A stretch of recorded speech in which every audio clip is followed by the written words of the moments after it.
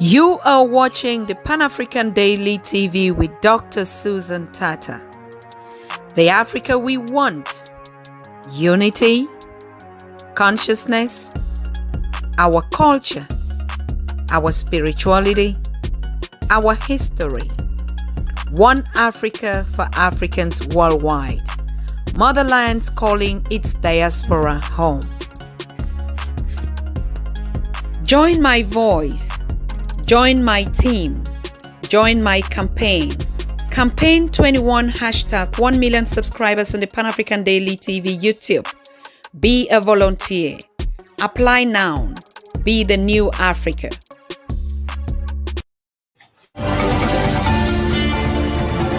After centuries of misguidance caused by slavery, colonization, lack of awareness of our history, and institutional disinformation, a new Africa is on the move, determined and getting organized. Afrika tuko pamoja. Welcome to the United Kingdoms of Great Africa. The United Kingdoms of Great Africa is the cradle of the alliance movement of all African intelligences around a common ideal: the unity and development of a strong, conquering, and completely dedogmatized Africa through the channel of a strong organization called the Africa We Want Global. You are an African, Afro-descendant, researcher, historian, scientist, or simply an NGO. You want to be part of this great historical march towards the total freedom of an uninhibited Africa? Visit our website www.africawewantglobal.org. Register and discover the range of our platforms for change. AfricaWeWantGlobal.org. Join the kingdom, be part of it. An initiative of Dr. Susan Tata.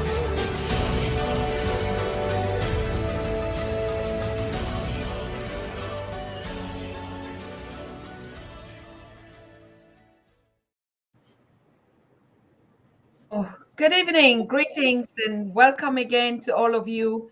Like we promised today, we're going to get into the part 2 discussion of signing the petition on Stop the Wars in Amazonian, Southern Cameroonians, and in Africa in general. So last night or yesterday, we had Professor Pierre Olumumba here and his very close brother, what I call the same brothers from another mother. And he actually put it through for us to understand the kind of leadership that we have in terms of conflicts on the continent, and making analyses, and like he said, giving his opinion on what needs to be done with regards to the Ukraine and Russian conflict. What is it that Africa is doing differently and not putting things in order? So today we want to focus on the subject matter: stop the war in Southern Cameroons, Amazonia. And we have our correspondent here, Dr. Edmund Folefac, who actually wants to unveil and like, just like the topic is stop the war, or the Southern Cameroons forgotten war. So he wants to refresh our memories. Is something that we've been talking about here, this particular conflict and crisis for years, for close to, I think it's 7 years now going on. And so a lot of people, because of COVID, and we were so distracted, people just think everything is over. And then we had the African Cup of Nations station in Cameroon. That was also one of the biggest distraction that actually took the focus out, intentionally or not intentionally done. And all the happenings that have been going around. And so, but things are still happening out there. People are still dying today. Or yesterday we had also this tragic situation in the University of Bamenda campus. I think Dr. Edmund will talk about it. I just got up to that. I haven't gotten into the details to research what actually happened, but I think he is in the right place to tell us. For more than 7 years today, starting in 2016, we have been deliberating and exposing actually the crimes against humanity that has been costing a lot of millions of people fleeing their homes, villages burned, children being murdered, and a conflict that some people would always had qualified is the Anglophone crisis. But Dr. Edmund Folefac is saying, no, This has nothing to do with the language. It has just something to do with, a system that is put in place. So today we want to get the details or the analysis again, or the refreshment of actually what we thought, or what has been swept under the carpet, to say no, it is not yet over until justice, until negotiations, until this is addressed properly, or properly, as should be. So tonight is going to be really that kind of uh, in-depth analysis of what is actually going on in Southern Cameroon, Sambazonia. And I can really remember a lot of us when we started on these conversations, we were not just as many as we are today. So all of you that are joining for the first time, for or hearing this for the first time, you would also still have to go to our channels to see what experts have been talking about this for a very long time. This is not just the first time that Professor PLO Lumumba spoke about it. He's been going on around on town hall conferences trying to address this situation, call on the international community, call on the government of Cameroon to sit on the table and negotiate and find a lasting and sustainable solution to this conflict. We cannot just act as nothing happened and just expect something to go on, like life should just be number, go back to normalcy, and trying to just adjust some things and put a window dressing out there. No, something happened, and at the end of the day, people have to sit on the table and negotiate and fix things out. We were talking about Ukraine yesterday. We see a lot of delegates leaving, the European delegates, the president flying in and out of Ukraine or in Russia, trying to mediate and have a dialogue. What is wrong with Southern Cameroon's Amazonian conflict? What is the reason why dialogue has not been initiated? What is stopping this particular dialogue from holding? Tonight, we're going to listen from Dr. Edmund Folefac. So over to you, my guest. Thank you for being again here tomorrow. How do you feel after the conversation yesterday? Well, Susan, thank you for really, addressing this issue and your desire to always put this at the on the front burner to make sure that the world actually, understand what is actually going on in the Southern Cameroons. Yes, I was here with my brother from another womb, as we're fondly called. Professor Pierre Lumumba, we were talking about Africa and the lessons learned from Ukraine. And if you did notice, it was not by accident that we started talking about, the using Amazonia as an example. People fondly tried to call Cameroon, that geographic entity called Cameroon, as the Africa in miniature. And if that is really Africa in miniature, the war is in Amazonia. It's really what an emblematic of the problems of the wars, most of the wars in Africa. And I would, give you a few reasons why. Number one, it's a war that is predicated on the quest for the people to be free, the quest for the people to self-determine, the quest for the people to actually make sure that they control their own resources, control their own future, which currently isn't the case. And the reason why it's not the case is not by accident, and the other reason that, the other reason why that war is emblematic of the wars in Africa, it's because, again, most of the wars in Africa, especially African south of the Sahara, are again really the world doesn't really care to pay lip services to these wars.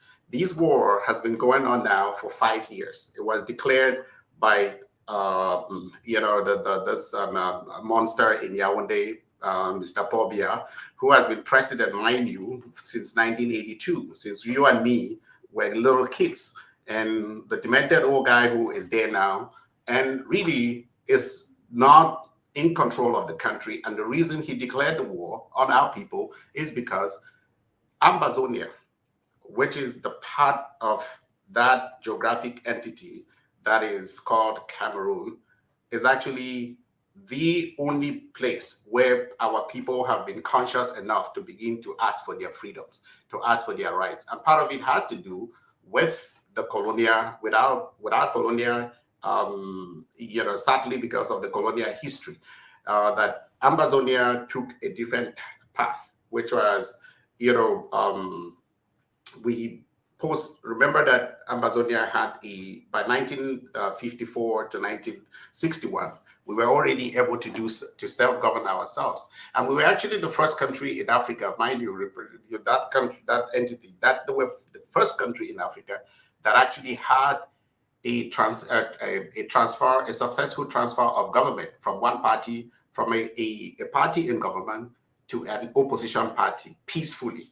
And that was really one of the things that we could do. And to us, and the amazing thing was that the two leaders, the opposition and the president, actually rode in the same car. But when Ambazonia started actually being free, as it is always the case, dictators never really want to have a free people living next to them or in their country.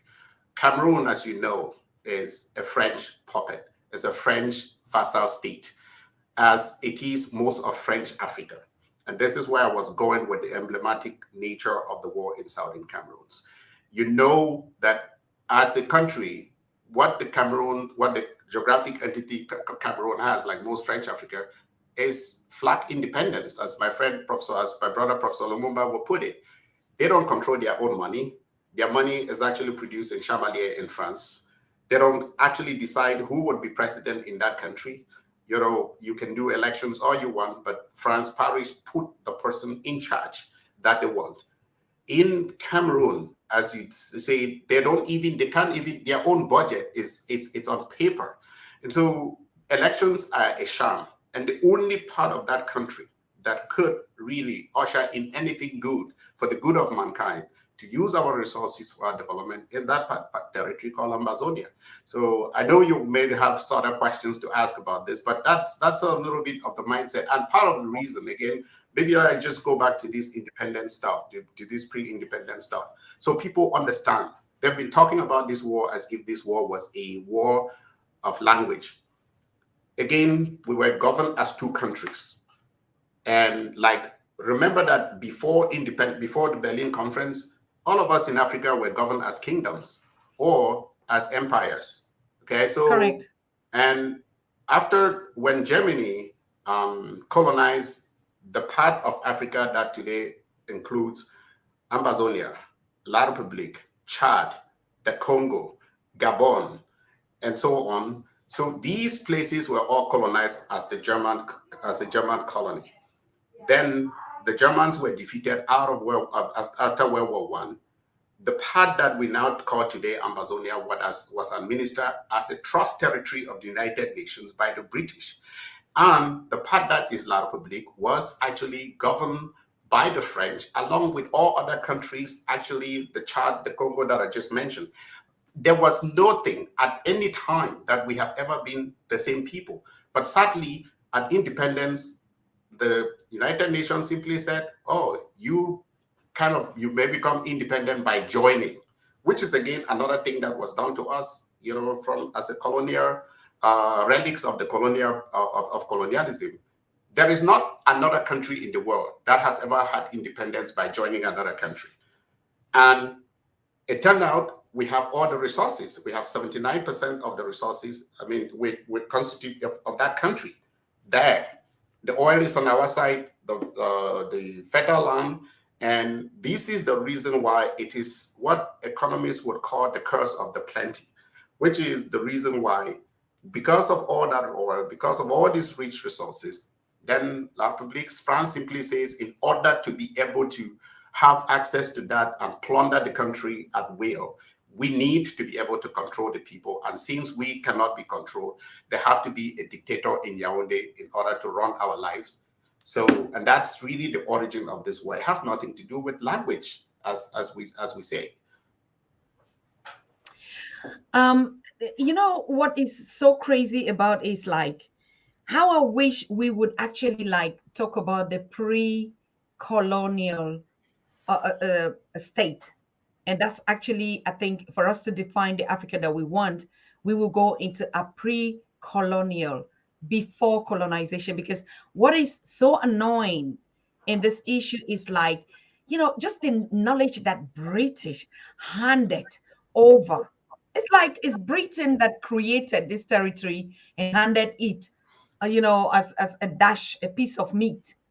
Like you gain your independence, and like, what audacity even that Britain has to chop up pieces of land. So like we are fighting, first of all, or trying to fix the Africa that was already broken by, we can put all the blames on the one that is now. That is the reality.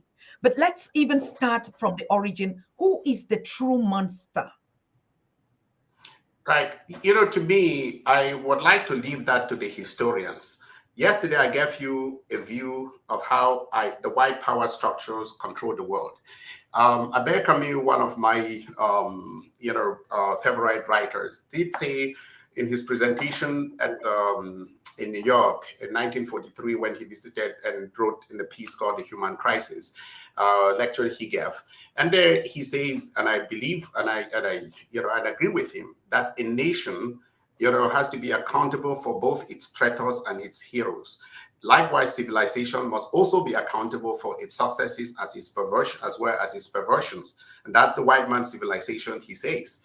And which is exactly true. So the true monster, the reason why, when you have a situation where in the world, a group of people, because of their color, because of their race, however you define it, actually are looked upon as what W.E. Du Bois would term a tertium quid, or what I would term humanoids, like a little more than animals.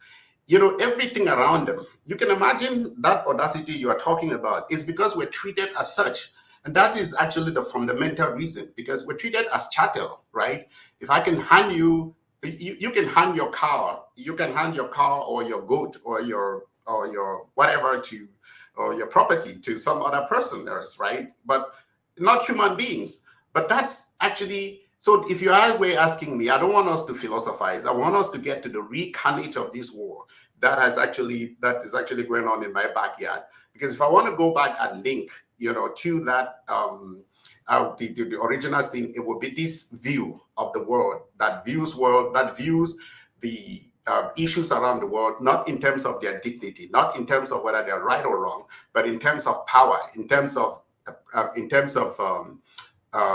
race, But I would say, even in the other things that I would read I'm here in the United States, so I have had the chance to take and look and read about slavery, gone to slave museums and stuff. What happened to my other brothers and sisters, my cousins who came here, or my great grand uncles and aunts who came here. Even in that situation, there are some slave masters who treat their slaves better than others, who treat their own better than others. So to that, if you apply that analogy, the French are the worst, right? The wars in Cameroon, almost all wars in Africa. Go back and look in the French-speaking part of Africa. They are all because France has used these countries more like their farms. That's how they look at it. And everything that is there is actually looked on as animals. The humans that are there are looked on as animals that you may have. If you buy a piece of land and you go there, there's some animals and stuff like that, they become yours. And you govern them the way, or you lead them the way you want. And that's exactly the issue here.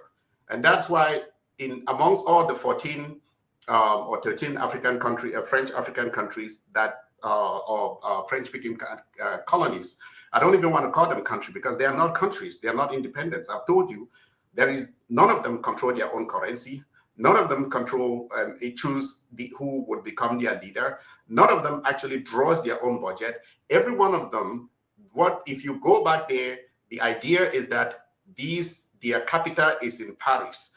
And that's the real tragedy. And that's why there is almost nothing in Africa that can work unless until that umbilical cord that is infusing this evil blood from Paris down to the leadership in Africa and causing them to oppress our people and maim, kill, rape, and do all sorts of plunder in Africa until this is actually cut off. That cannot, nothing, most of the things that we sadly do in Africa are not going to work. So the Africans have to rise. The first thing is sever that evil umbilical cord. And that's why, and call out the folks like Macron. Macron shouldn't be going around. They have no moral authority to go around calling people like Putin and all the other, as monstrous, as bad, as terrible as these people can be. Just go back, if you want to do that, go back and look at my land, look at my people and see how many people your policies have killed in Africa.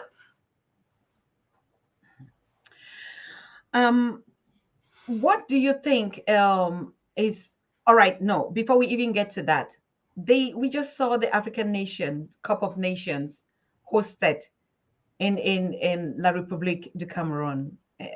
And a lot of Africans were like, okay, so everything's just by normal.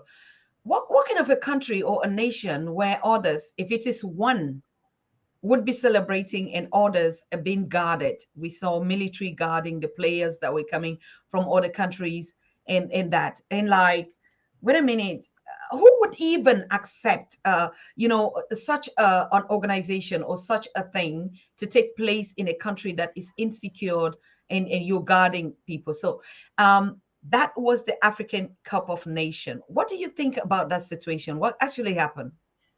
You know, I also always like to contrast two things, right? Look at Ukraine, Russia, and see Africa wars. The war in Ukraine, the church has now gotten involved. The sports has now gotten involved, right? To the point where Russia would be stripped. Its athletes can't even participate. The world, if the World Cup was going to hold this year, I can guarantee you that it would not have held in Russia. Russia, the Champions League that was going to hold, it would not hold in Russia. In fact, Russia is being kicked out of every sporting endeavor and every sporting arena. This is because the people in the West understood that when it touches them, the humanity, the very existence of the human being, the life, the value of the human being and what it's actually far supersedes the vanity of sports. In Africa, on the contrary, in Cameroon, again, they were actually trying to use this as a diversion, as a distraction.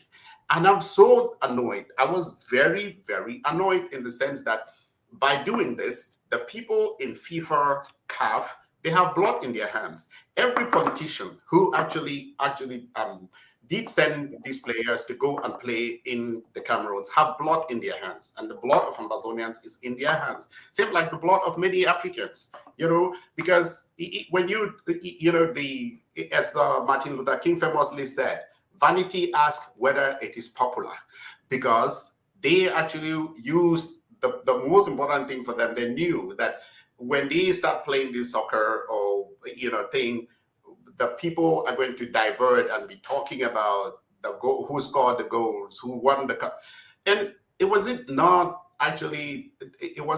lost on you that the tournament in the La République was exactly different from the tournament in Amazonia, where even during that period, there was a match that had to be abandoned before time because of gunshots outside. The governor had to go there with bulletproofs and all this other stuff. It was a war zone, and the players themselves had to be guarded around, in Amazonia, and they were exactly shown only the places that these oppressors, these tyrants, wanted them to see.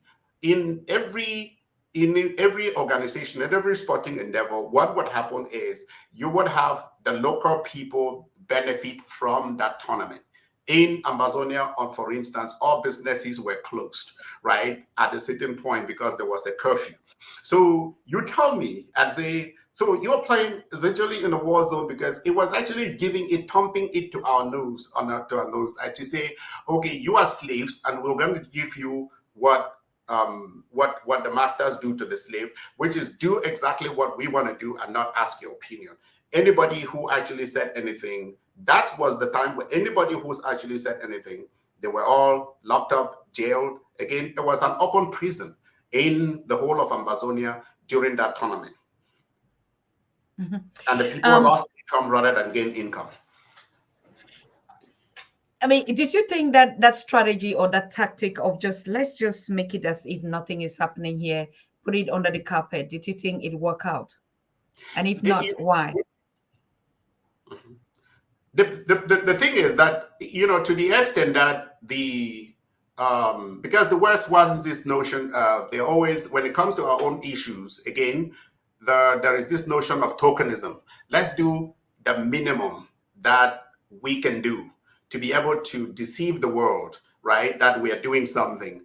And if we do it to the point where people are like, think that there is some degree of, oh, people went there and then came out without being shot, which is really that was their objective. And so to that extent, they think it worked.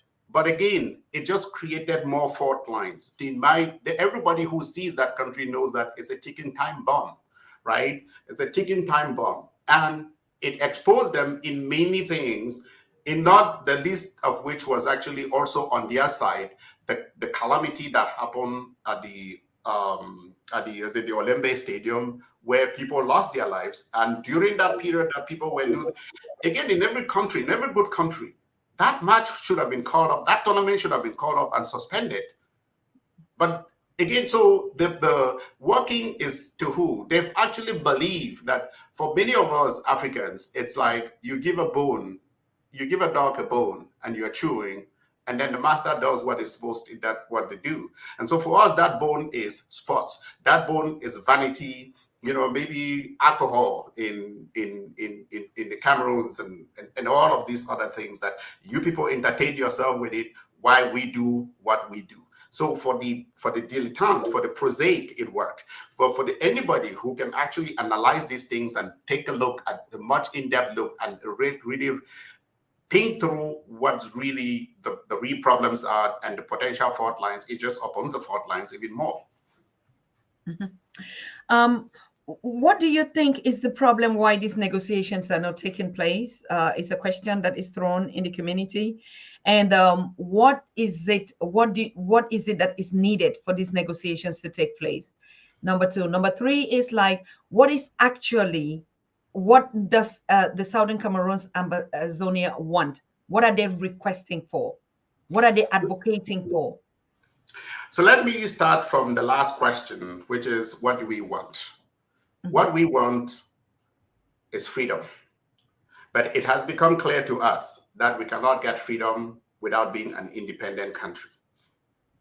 It has become to us that even the status quo ante, where we had even the federation of two equal states, that won't work. We need to have independence. And this is what everybody would tell you. Go back and look at the data. Late Cardinal Tumi, may his soul rest in peace, did a survey, and the survey was biased in the sense that he didn't even add independence as an option. But that survey gave 69% of the people of Amazonia said they wanted independence outright. Then there was other groups that have done surveys have actually had numbers more in the upper 80s to the 90%. And I had an interesting conversation with what's his name, Dr. Muzu, who is a federalist or who believes in federalism, And he came to town hall, and one of the conversations he did say, one of his statements was, yes, he knows that, if you actually did a survey, over 90-something% of the people of Southern Cameroons would actually want independence. And so that tells you that it's overwhelming majority of the Southern Cameroons want outright independence, because you cannot talk peace there is no communication. And you're asking, that's the second question, there can be no communication between no dialogue between the master and the slave. So those two don't communicate. The master gives instructions and the slave obey. There is no communication between the profiteer and the person that is being oppressed. That doesn't happen. And there can be no communication when there is no truth. And La Republique is in denial. And all of these reasons, the reasons why all of these again are happening, that draw a direct line to the French, to Élysée Palace. And the reason, if you leave, if France actually cut off that evil bond that they have with the stranglehold that they have, unfortunately, on our people, including on our so-called leaders, including La Republique, if they cut that off, the people of Southern Cameroons would rise up. I mean, the people of even that entity called Cameroon, they will rise up, and this tyrant Biya will be gone in 2 days. You know, so Macron has blood on his hands, and he is the one that is single-handedly keeping this tyrant. It is the French policies that are keeping this keeping this tyrant it is their policies that are keeping him in power and causing the deaths of millions of people across Africa, and sadly, the lives of 46,000 of my fellow Ambazonians. And you ask me the question, what would be necessary for dialogue? Now, look at how La Republique has thought about this. They held a national deception called National Dialogue.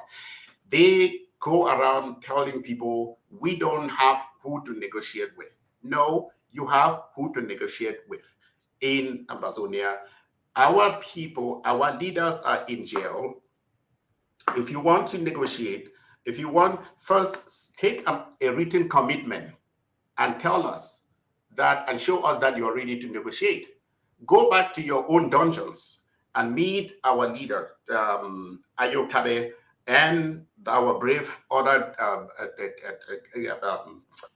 10 others that who were captured, who were abducted by La Republique from Nigeria in January 2018, and go back and talk to them and see whether that conversation, if you go back and talk to them and you don't have a partner to dialogue with, then come back and tell me. I just may mention this. There is this notion out there that there is the Swiss process, and there is an entity called Center for Humanitarian Dialogue, which is called HD. I've had the chance to ask them the question, do you have a written commitment from La Republique that they really want to sit down and dialogue? They don't have. But people go around talking about the Swiss process. What process?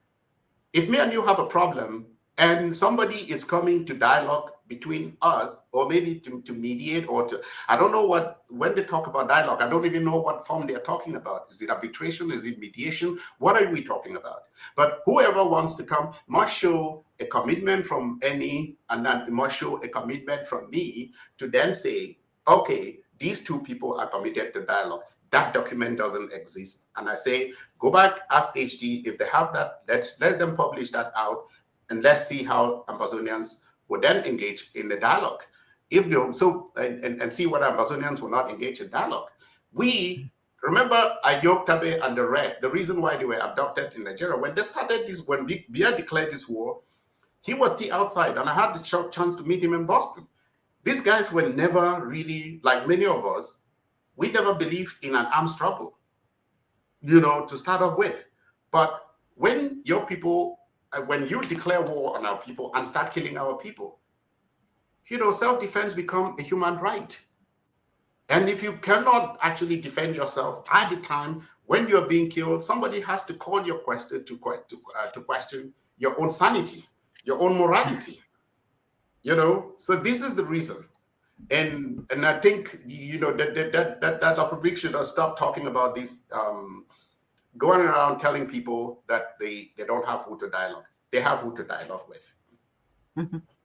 So what is the call for action now, Dr. Edmund Folefac?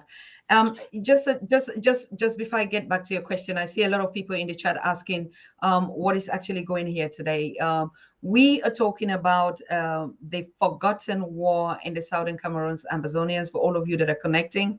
And we have our guest here, or our correspondent for this topic, Dr. Edmund Folefac, who is actually trying to bring back that call to say what happened, that something is happening on the continent, you fellow Africans in other continents just go on as business as usual. Where is the spirit of the one Africa, the united spirit of development and unity in Africa? What are we doing in our respective countries, not just, on the continent, but also in the diaspora? Do we know that on daily basis, this is what is going on in southern Cameroons and Amazonia? That is the question that a lot of Africans, a lot also that are versed with it, and epitomes, the greatest voice is out there for the voiceless, has been articulating about. And now we just have this petition that has been drafted, or that has been initiated by Professor Pierre Lumumba and supported by the Amazonian communities, to say, in the Pan-African Daily TV, of course, to say we have to call an action plan. Yesterday, we saw Professor PLO, who came back, and I want to greet him because he's right now where he is listening to us, enjoying this conversation, and actually like, yes, this is the routing. This is the way we have to continue this conversation. So good evening to you, Prof, listening to us right there in, I don't know, Mombasa or Nairobi. In Nairobi. Thank you so much for the great action. And for all of you who were not here yesterday, please, I would recommend that you go back to the YouTube channel and watch what that topic of yesterday. It was the first part of what we are just completing today. A petition has been put out by Professor P.L. Lumumba, supported by, the change movement for human rights and for justice to be done on the conflicts and the wars in Africa, in this case, particularly the conflict in Amazonia, southern Cameroon. And so we are calling on all of you. We've been sharing that petition and the signing is going on. If you haven't done that, please make sure you click on Stop the Wars in Africa and Southern Cameroons and you sign that petition. We need 1 million signatures that are out there on a loud and clear voice to say justice must be done.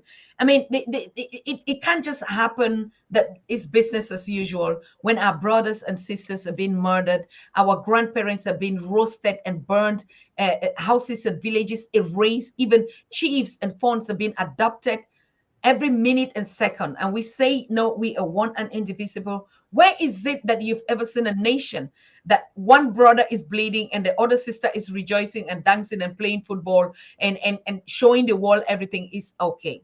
So that is the station for today. All of you that are coming in, yes, I see in your comments.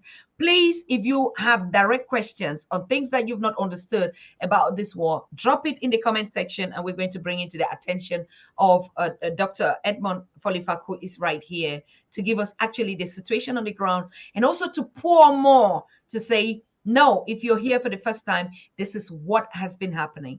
So Dr. Edmund Folefac, can you just give us some statistics again, just to refresh the minds of the community and the public?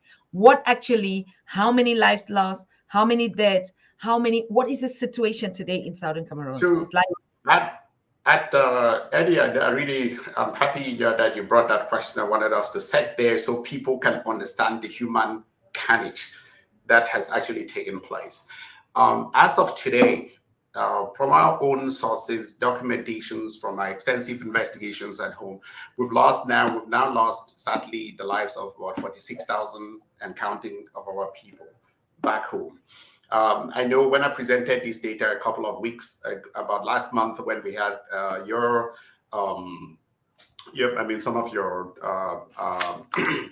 co-citizens in Germany organized a conference. That number at that time had stood at 39,000 something, but since we have had more data and all of this, they are like, we have about 6,300 of our people in jails across both La Republique. I don't want to call them jails. Jail is a jail. People would think about the jail as the jails out here, like dungeons. I think this is the right word. Including, like I said, sadly, our people who were abducted, the leaders of Amazonia who were abducted in Nigeria in January, 2018, and actually were kept under, solitary confinement for for several months, and for a long time nobody knew where they were. But we now know where they were. Many of them have been ailing.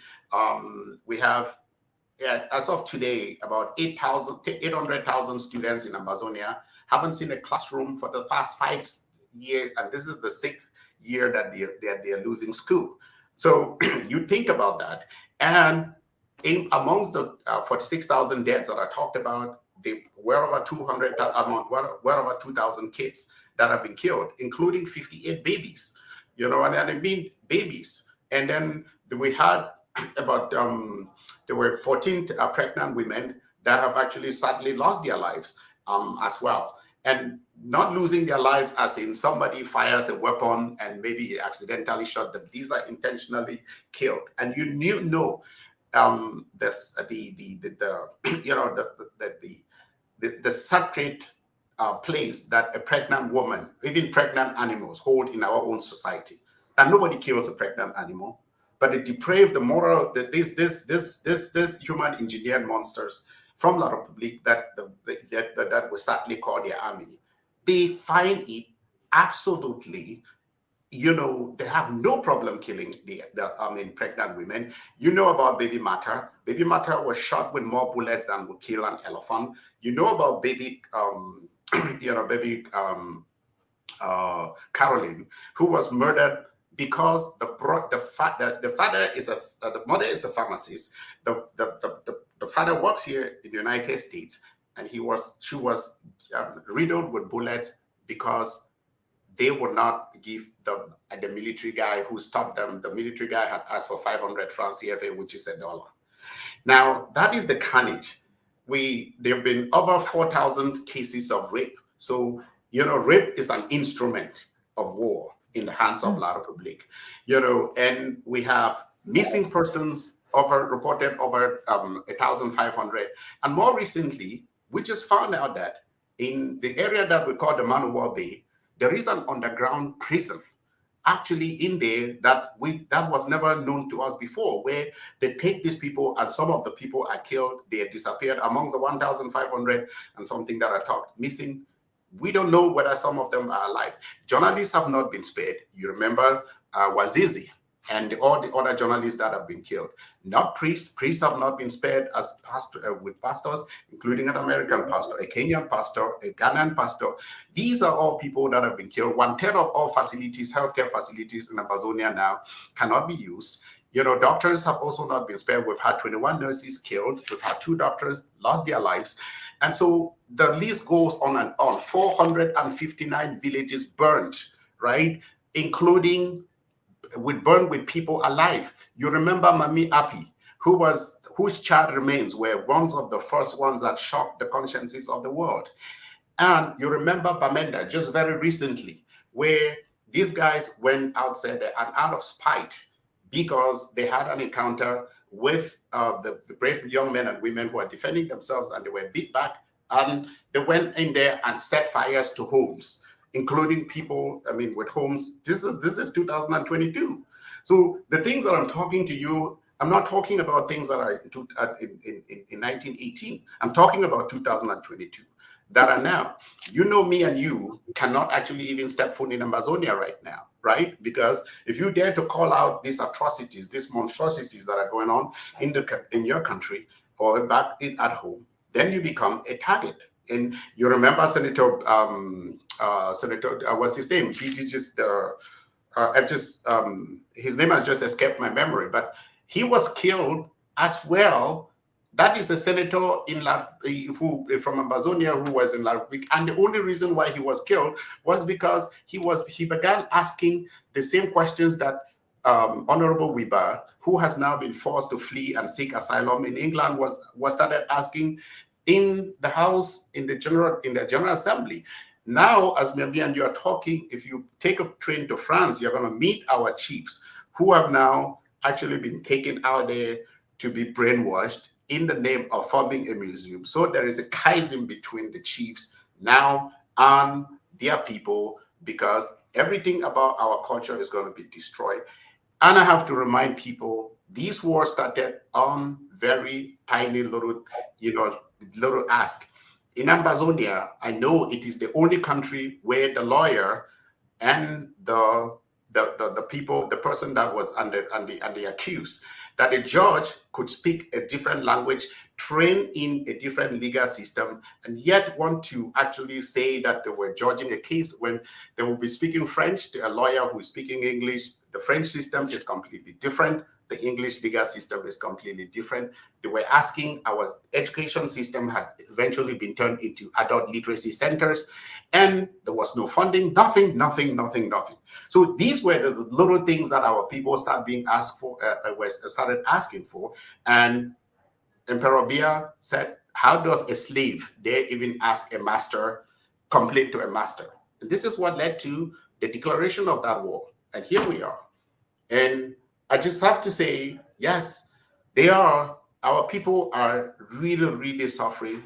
And don't forget, there are over 1 million internally displaced. There are over 200,000 refugees. And the Norwegian Center for Refugee has declared that for 2 years running, this crisis was the most neglected crisis. We hear about the food and all the other things that they are now doing in Ukraine. Our people have not even had the chance to be able to have any of that assistance, but not for you and me, because of the because La République will not allow anybody into their country, supported by France, who sits at the Security Council and holds a permanent seat, and therefore can hide all the criminalities of La République. It sounds like like, how do I want to put it? If you want to compare it, like the situation where you're talking about, look at the recent crisis and the way the international community is responding to it. I mean, is this just an internal conflict? If you said, I mean, from the territories, you know, the Southern or British handed over the Southern Cameroons to La République. Isn't this an international also a cause for an internal conflict resolution by the United Nations or by the Human Rights Committee? Have they been anything like that? We have seen couples, when it started, flew into Cameroon. What about the African Union? These things are happening on their own continent. Unfortunately, Annie, it's the theme yesterday, right? The African Union is a toothless bulldog, right? It's a puppet in the hands of the puppeteers. Again, most of the people that the current African Union president, I think it's Senegalese. Before then, who was? I think it was Chadian. And these are like the puppets in the hands of the French. The French president, the French control exactly, put these puppets in there and use them to control us the way the Africa, and make it ripe for exploitation, just the way they like. And so that's why African, for us, the road to salvation, the path to Canaan for us is going to be the common African rising up and asking the question and calling their leaders bluff. Now, let me just get this fun fact. And I went back to the comments that some of our people actually asked about the presentation we had yesterday. Somebody was talking about Nigeria splitting up, which is a country I spent 10 years in. I went to medical school in Nigeria before moving to Boston to do my residency, further training, and the like. But Nigeria is 3 times the size of Great Britain, whatever is great about Great Britain. It is 4 times the population of Great Britain. Yet, Great Britain has 4 countries, right? 4 that compete. If you talk about the World Cup, as we're talking about England, Wales, Scotland, and Ireland. If you talk about these countries compete like different countries at the football tournament. They are essentially like 4 different countries that have come together to do their own, to each one of them representing their interest, the interest of their people. So when me and you were growing up, if you hear about Scotland, you think about Scotland as a country with itself. So what is wrong with a country like Nigeria actually saying you have a Biafra Republic, you have an Oduduwa Republic, you have Bender Republic, and any number of those republics, so they can compete, so they can have their identity, they can decide for themselves however they want to govern their lives. Until and unless we go back to that self-determination, which is exactly what Amazonia is fighting for, we are going. No, the Africa would continue to punch, under its weight. And so the very notion of expecting the United Nations, and here that's the dilemma, is that France is actually the Security Council, sits at the Security Council, and France would veto everything because it is the French sphere of influence, again, similar to some amigos who have their land and the animals in my land, you let me control them. The French make sure that they utilize that very well and use these pawns in Africa that we so sadly, unfortunately, call heads of states, to do their bidding. Amazonia gets independence today or yesterday. What will happen?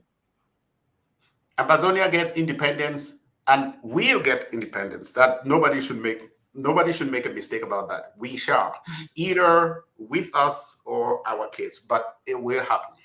Once they get that, I give you 10 years, come back to that country, because the Amazonia I fight for and the Amazonia my colleagues are in jail for, and the Amazonia my people are fighting for, including you, is an Amazonia where everybody would be free. An Amazonia where the resources of the country would be utilized for the development of the people. An Amazonia where even if you disagree with anybody, you would protect that person's right and defend that person's right for saying whatever they do. And Amazonia, you will have to come to Amazonia and see a land where it would be the land in Africa where even La Republique, and I think the Amazonian independence would cause a ripple effect in the Francophone Africa, especially because people would see this hitherto country, people who were oppressed and suppressed and repressed, then actually finally get independence. And you go back there for 10 years later, you see the country is flourishing. Everything around the country is working. Like it's almost similar to countries that you'll find in Asia or Europe. And people are going to ask themselves in next door La Republique, what about us? And I hope that is the ripple effect that Amazonia has on people. So it can actually topple this monstrous evil regime that the French have built in Africa. I can have no good words for the French politics in Africa. None. Thank you so very much, Dr. Folefac. What about your partners? Because you see what, this is, I'm throwing the questions that have been sent up, so you get your independence. Who are going to be your international partners? The same? No, what is going to happen? Remember this, if you are fighting as a country, I'm fighting, the Amazonian people will decide that, right? I don't want to trick myself. We should stop this kind of elitist view, the same view that the world views us, right? To be able to say to us, maybe this is who your partners would be. This is who your friends would be. This is who your enemy would be. It would be a matter of interest, okay? The people have democracy presupposes you have to have a certain kind of education for democracy to thrive. I always remember somebody asking James Madison, when I read back here, who was one of the founding fathers of the United States, and somebody asked him, when they went into a conclave and came out, and somebody asked him, what have you people arrived at? And he said, a republic, if you can keep it. Talking about the people of America. We and you, our job is to fight to free the people. What the people do with their lives, it should be exactly, we should accord them the same rights like what the British, like what somebody in Scotland would do. The Scottish can sit together and take the tomorrow and talk about, do we want to have independence? And they get a referendum, right? The people in Quebec do the same. The people in Wales do the same. Why is it that ultimately, suddenly, when it becomes, if it's Africa, then people begin asking these same questions? It's almost like asking a slave, when we free you, what are you going to do with your freedom? I find that question, a little bit, I don't want to say offensive, but it kind of like, there is that thing that makes it look like we are a people who cannot really be able to determine what choices are there for us if we will relate with whoever serves our interest the best. Thank you very much. I mean, I think the asker of that question is right there in the chat. Like, it's like, getting the same partners. So definitely, I think what he wanted was like, of no way can we negotiate with France. France must leave Africa. That's the clear message.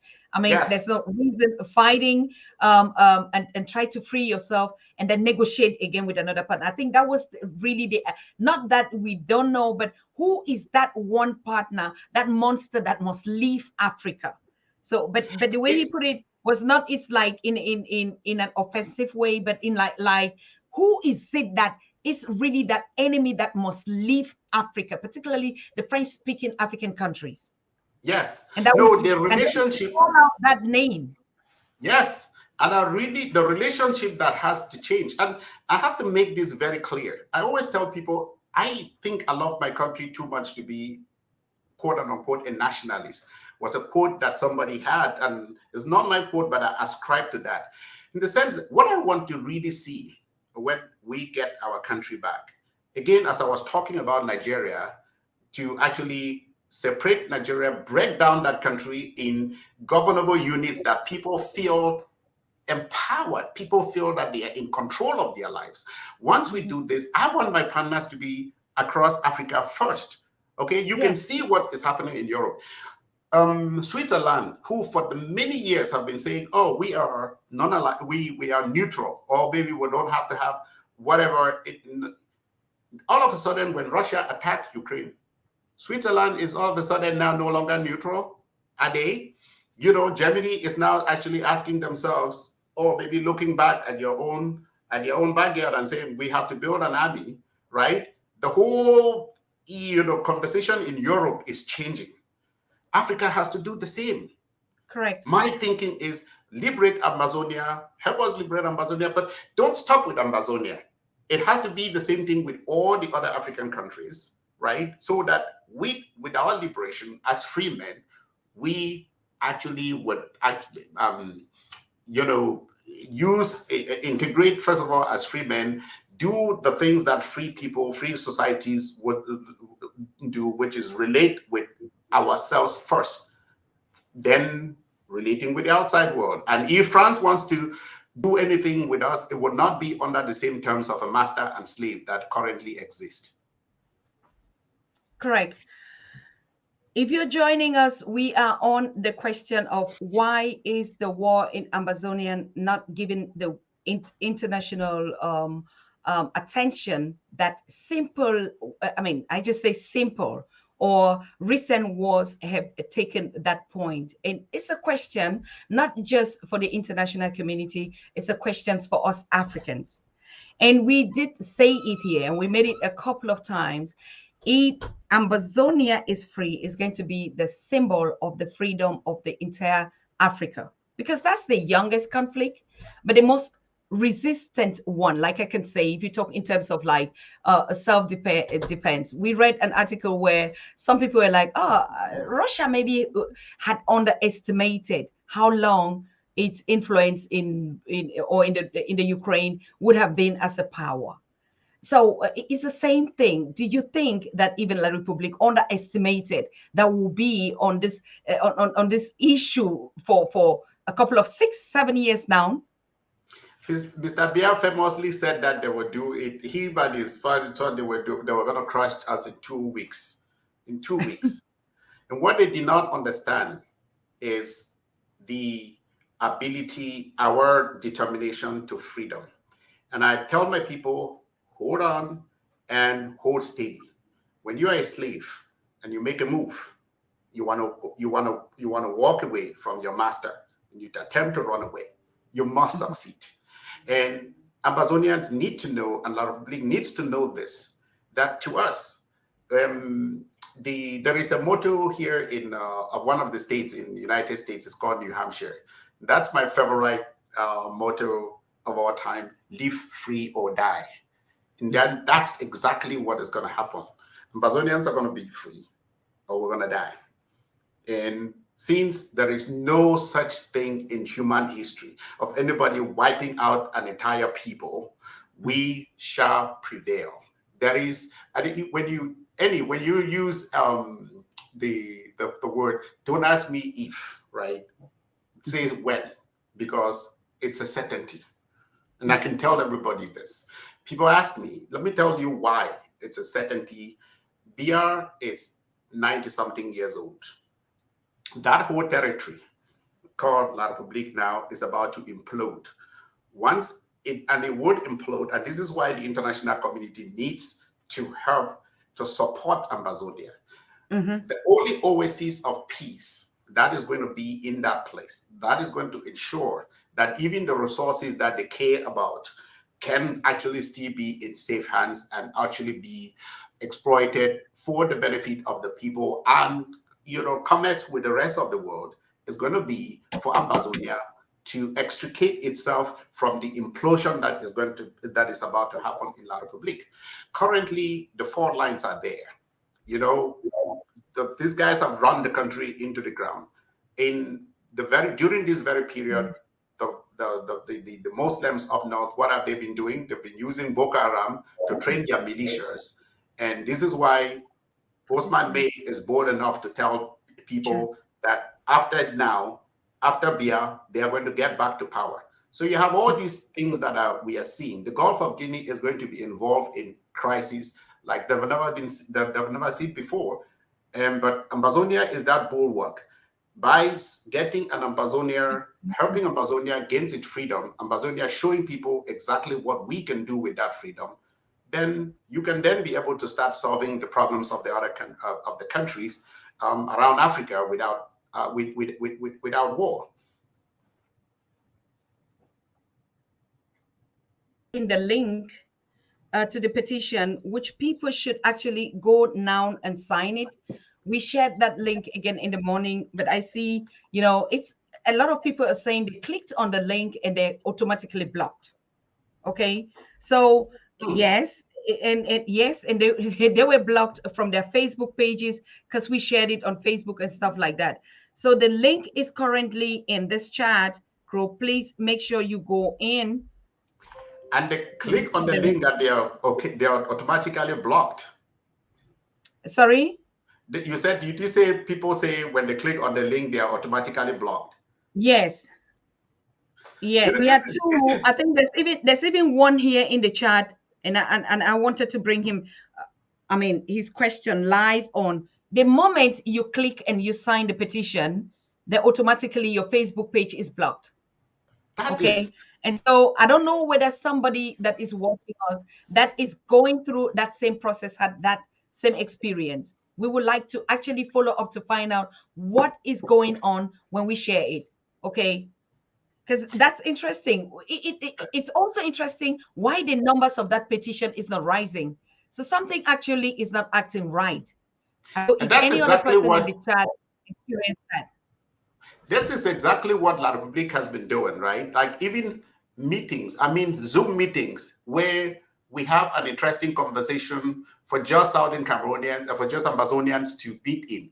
La Republique will send its agents, its drones to actually do this. So they have an entire digital media campaign. Unfortunately, as it turns out, that they've hired the Israelis, and sadly, some British intelligence. In fact, we had an interesting conversation with a newspaper journalist whom we're in communication with, called The Intercept, in Britain, who actually showed us the things that Britain has been doing, and was revealing this to the public. So yes, it will not surprise me that these people are behind these particular this terrible, this attempt to block people out.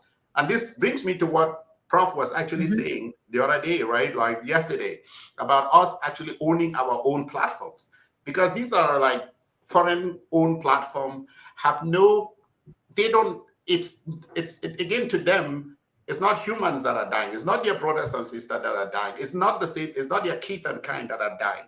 So they can use this. They can whoever pays the most money or whoever has the most influence, they can do the bidding of the oppressors for them.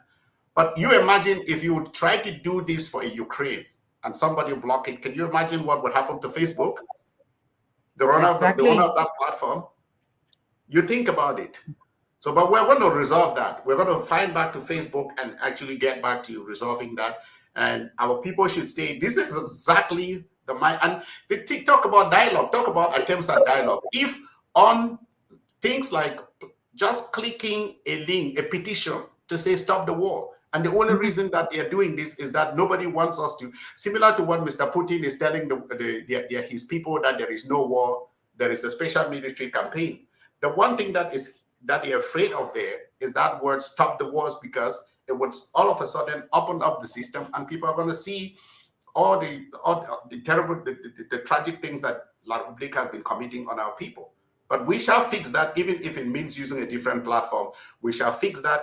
They cannot really, there's no way they are stopping us. This cannot be stopped. We shall overcome. And our own Africans, fellow Africans, for all the Black folks in the entire world, and lovers, mankind, generally all of mankind that loves human dignity, the version of peace that Martin Luther King would call positive peace, which is peace predicated on justice. If you like this, join us in signing that petition, because that is the one thing that we want. That's the one way that we will put this bring this onto the international consciousness or the international attention. Okay, the links have been dropped. They are on our Pan-African Daily TV. They are on my private page. They are on the social media platforms that we've dropped. Please, we're calling on all of you that are watching to just click on that link and sign that petition and give us a feedback, because it's only through this that we can track where is the blockage, and then we can even really go out of it. Why not petition Facebook? If that's the case, we want to also have the research on how many people is this affected.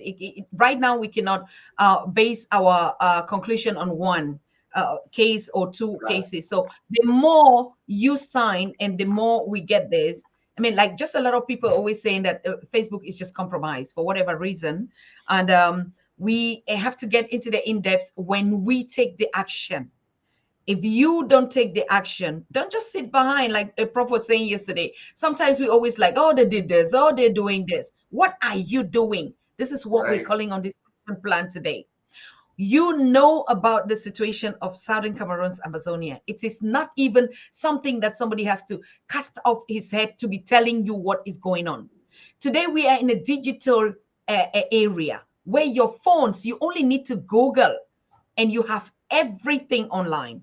Sometimes we're just lazy, and sometimes we are not taking the kind of actions that we should be taking in the enjoying what I call almost like poetry or poems. Some people just, massaging your brain. You have to get the doctors here, you have to get prof here, you have to get people always here to tell you, okay, do this, always like children, always like babies, that we need to always be pushed to do something.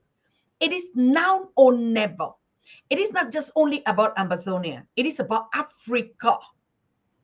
And one freedom for Africa is the whole freedom for all. Be it on the geographical space they call Africa, or for Africans worldwide, wherever they are in their respective communities. We have said it for 2 years. We've been here the same day.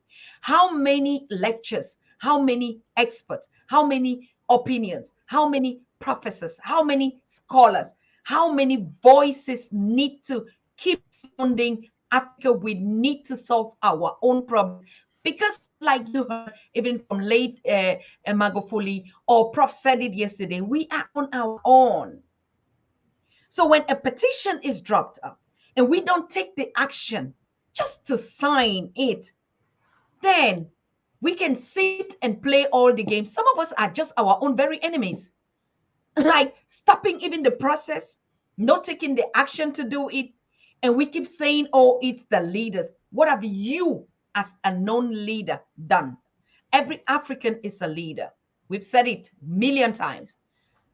And we have the slogan that is coming this year. It can be done. Africa can be free. Africa can be the Africa that we all want to see. Just play your part. It can be done. Play your part. And I borrowed these quotations from, I think is Julius Nyerere, the ancestors in Tanzania, who stood up and said it. It can be done. Play your part. I'm playing my part. All of us are playing a part. Play your own part. Go to that link. We have shared it upon and in all WhatsApp groups and in all other platforms. Click the link and sign. It is not the first time that even YouTube has been bringing down our pages or Facebook has been bringing it down. They bring it today. We create one tomorrow. We are in a global village. It's not even a matter for me, for us to always say, oh, we need our own platforms. They are existing in Africa. Facebook is one of the greatest platform where all our people are there in Africa. So what are we trying to say? Okay, let them create their Facebook and stay in their own countries. No, it is our human right to use these platforms. And when they kick us from these platforms, we have to all rally and petition them. That is justice. Justice is not only us saying free Amazonia, free ourselves. Is our basic human right. Sometimes we always sit and just complain all the time. Let nothing stop us. It can be done. Play your part. Go to these petitions and sign. Don't begin to ask questions. What will happen after? Just do it. What will happen is coming. Play your part. I want to thank all of you. Yesterday we had Prof here. Today we have Dr. Edmund here. We have the whole. Go to the Pan African Daily TV, YouTube, and Facebook pages. Not only on that, go to PLO Lumumba Facebook pages and all his social media accounts. All is about justice and human rights for Africa. We want to govern ourselves. We are able. It's like the colonial masters would ask us. I come back to that question. Oh, so if we free you, we leave you Africa, what would you do with it? Come on, give me a break. Is that a question? Give it to us and see what we would do. Give it to us. We are going to do it. It is not your right to ask us what we're going to do with it, who we're going to do it. What I want to do with my life, give my life to me. It's the same thing when the whole scam came. Oh, you people have to do this, take this, and give a life to us. Maybe, do you think I want to live for you to protect me? Maybe I want to die.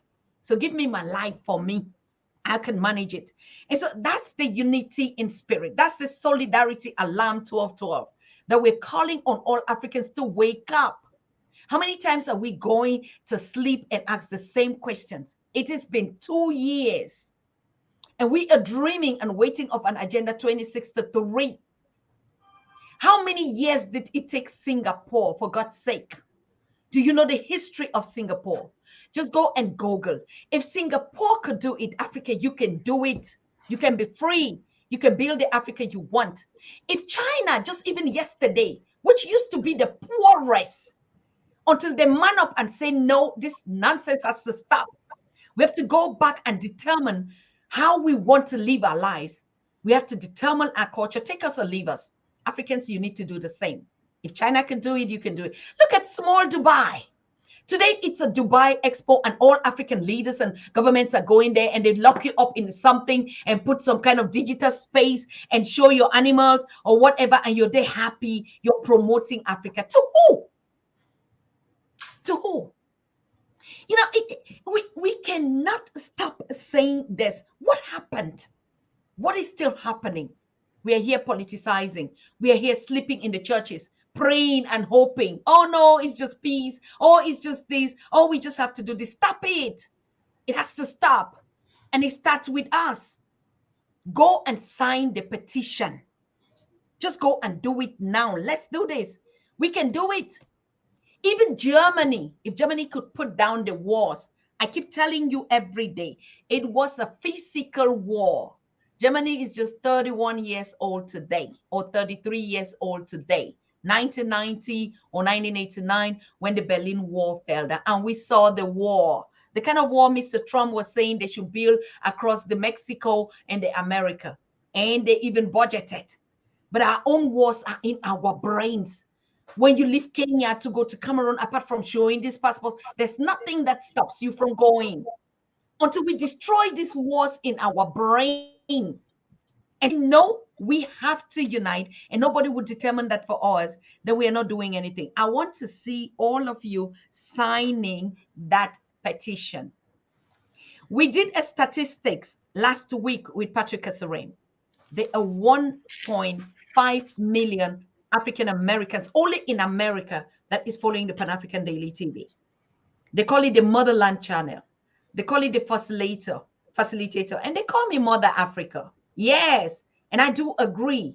And Mother Africa is not that kind of one that would be raped, would be abused, and done anything. It's over.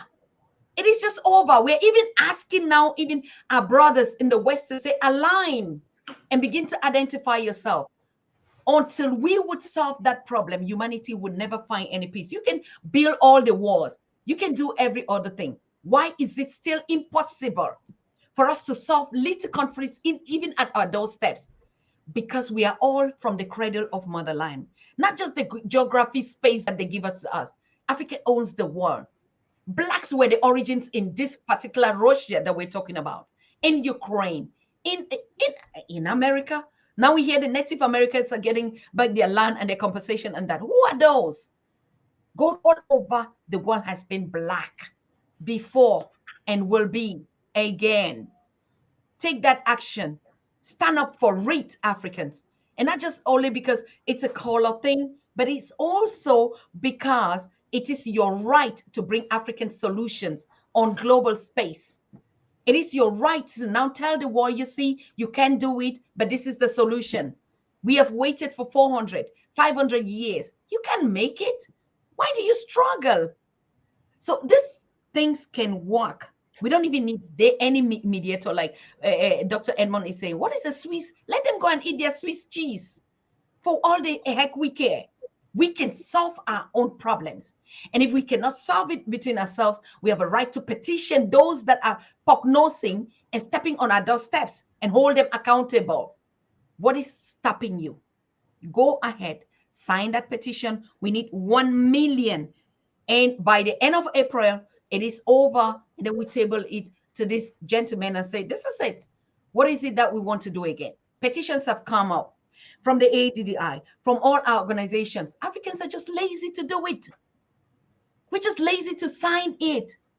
And how do we extend? How do we imagine that we have to move ahead?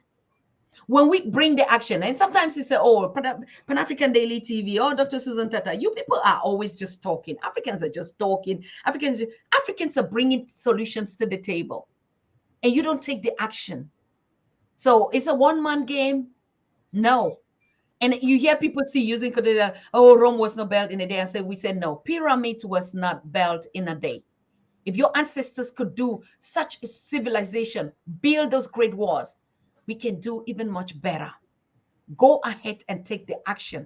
It's a call for action. We have dropped the links inside there. And I want to see all of you that are saying, I just sign it now in this chat. We're observing you. Go and make the experience. We shared the link. The link is there. Over and over. I'm repeating it again. I'm pushing it up to the screen. Take that action now and tell me I just signed. Tell that action now and tell me they're on different platforms. You can click it from everywhere. And let us stop talking and just do. It is time to stop the noise and just act. It's the same thing like Dr. Arikana said. Just stop noise. Put your mouth where your money is. Put your money where your mouth is. Put your money where your mouth is. As we talk, do. As we talk, do. Okay? So please go ahead and sign that. It is not because Edmund, Dr. Edmund, is from Southern Cameroons. It's an African son. It is not because Professor Pierre Olumumba is from Kenya. He's an African son. It's not because Dr. Susan Tata is from Southern Cameroon. It's a daughter and mother Africa, the queen of Africa. Okay, when we gather and all of you in this house and say, let us take action, let us liberate ourselves, let us see an improvement, let us be free and to be able to lead. Our partners are Africans. Our partner is Africa. And if we want to get another partner, then we will sit and negotiate. What is good for me is good for you, and then we can do it. All those colonial contracts have to be annulled. For us, it's void and null. We don't even acknowledge it. And the next generation that is coming up would not pay attention and listen to this. The youth that are coming up today, you will not be able to stand them. You will not be able to stand them. Has someone signed? Has someone indicating here that they have signed? That is the link up there. Click, sign that petition, and give us a sign. I just did it. It's just a one touch. It's a digital world that we are in now. You don't have to go and print a paper, write your name on it. It's just click it. You have it on your phones. Most of you are watching me on your phones. Most of you on your computers and wherever you are. We want to see a positive change in the numbers. Back to you in studio, Dr. Edmund. Can you give us the statistics about the numbers that we have signing this petition now? I think as of the last time I checked, sadly, we're just still under 2,000. And I think that's really speaking to the point that you're making and the point I was making about, a country would be a republic if you can keep it. Africa would be a democracy. Africa would have self-governance. Africa would have self-determination. Africa would be able to use its resources for the growth of its people if we rise up, if we can do something about it ourselves, right? You don't only sign the petition, but follow up to make sure that you also have other people sign that petition. The one thing, as Martin Luther King again would famously say, is that light is the best disinfectant, right? Mm-hmm. You open a boil to light, and then falsehood is like that boil, and truth is like the light. You have to open it up, and go back, as you say, start signing this petition, follow up with your people, all of you that are in Africa. You have to be able to ask your local politicians, what are you doing for the situation in Amazonia? What are you doing for the situation of the people to self-determination all around the world? One group that taught me a lesson here, actually, sadly, of course, is the Black Lives Matters. And that was actually the murder of George Floyd. Remember that before the murder of George Floyd, which was like this, it almost like the country was on a tinderbox, and it was like the ignition. Before that, all these, the Black Lives Matters, they were just little groups here talking there.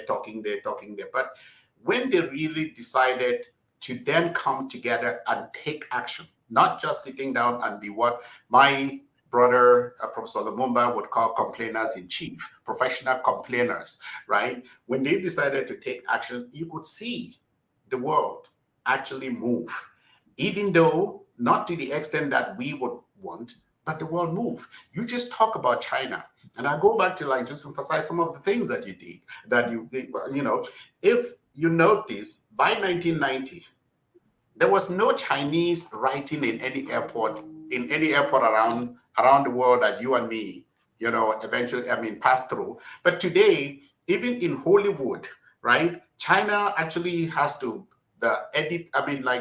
approve certain scripts on movies. If a character is portraying a Chinese person as bad, China would say, no, we can't do that. You cannot do that.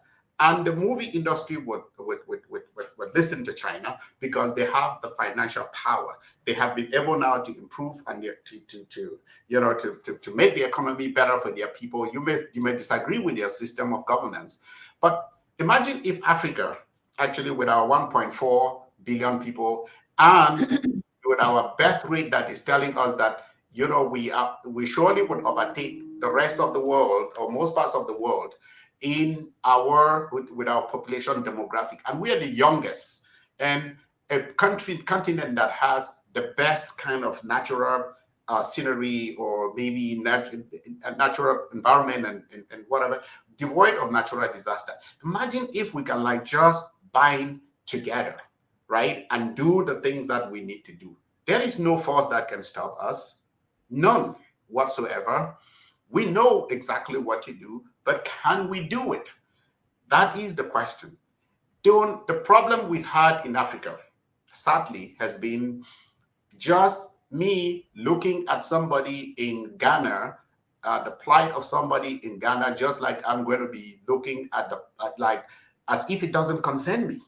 No, it should concern me. You can see what Europe is doing. Again, finally, you can see. I can know from now, from Britain to Iceland to Austria to Poland.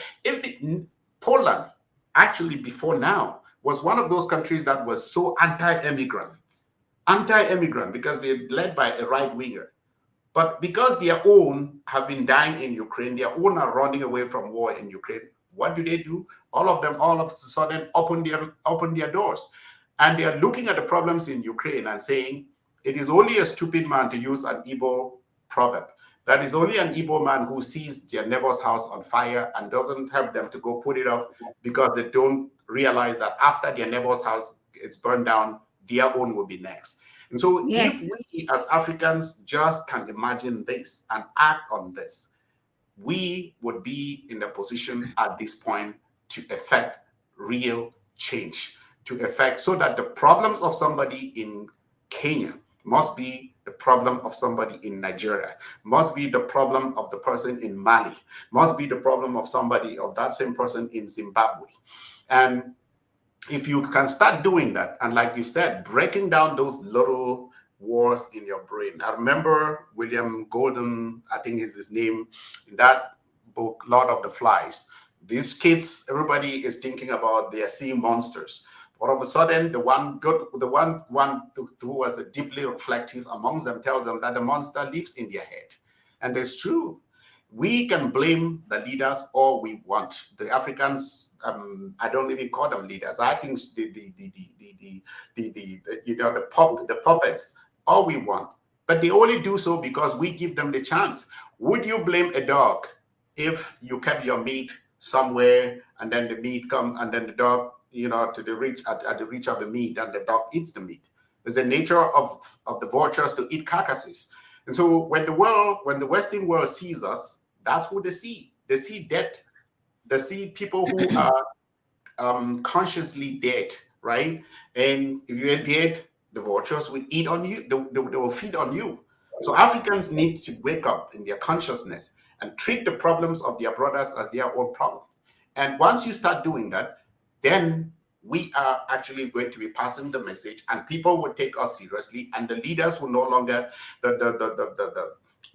all our so-called leaders will no longer be able to actually sell us, to the Europeans for pieces of silvers and gold. So that's what we need to do. Please sign this petition. I really want to come back here and see this petition. And Annie, God bless your heart. I would actually want to see other people who are have their own platforms like this, for us to go back there and talk about the signing of this petition. Know that when you're signing this petition, you're not doing it for me. I'm here in the United States. You're not doing it for any is there in Germany. You are doing it for that Amazonian, for that African girl who has been killed, for that African girl that has been raped, for that African mother that has been burned alive, for that African parent that has been shot, the people for the little hairs that have been created for your brothers and sisters, because when it is not them, it shall be you. We are even at the issue of talking about, particularly, I just want to give a shout out to Sister Sinovia Ridley on the senior executive team, who just said, I signed and I didn't have any problem with that. So I love that. The signage is going on. Sign that petition.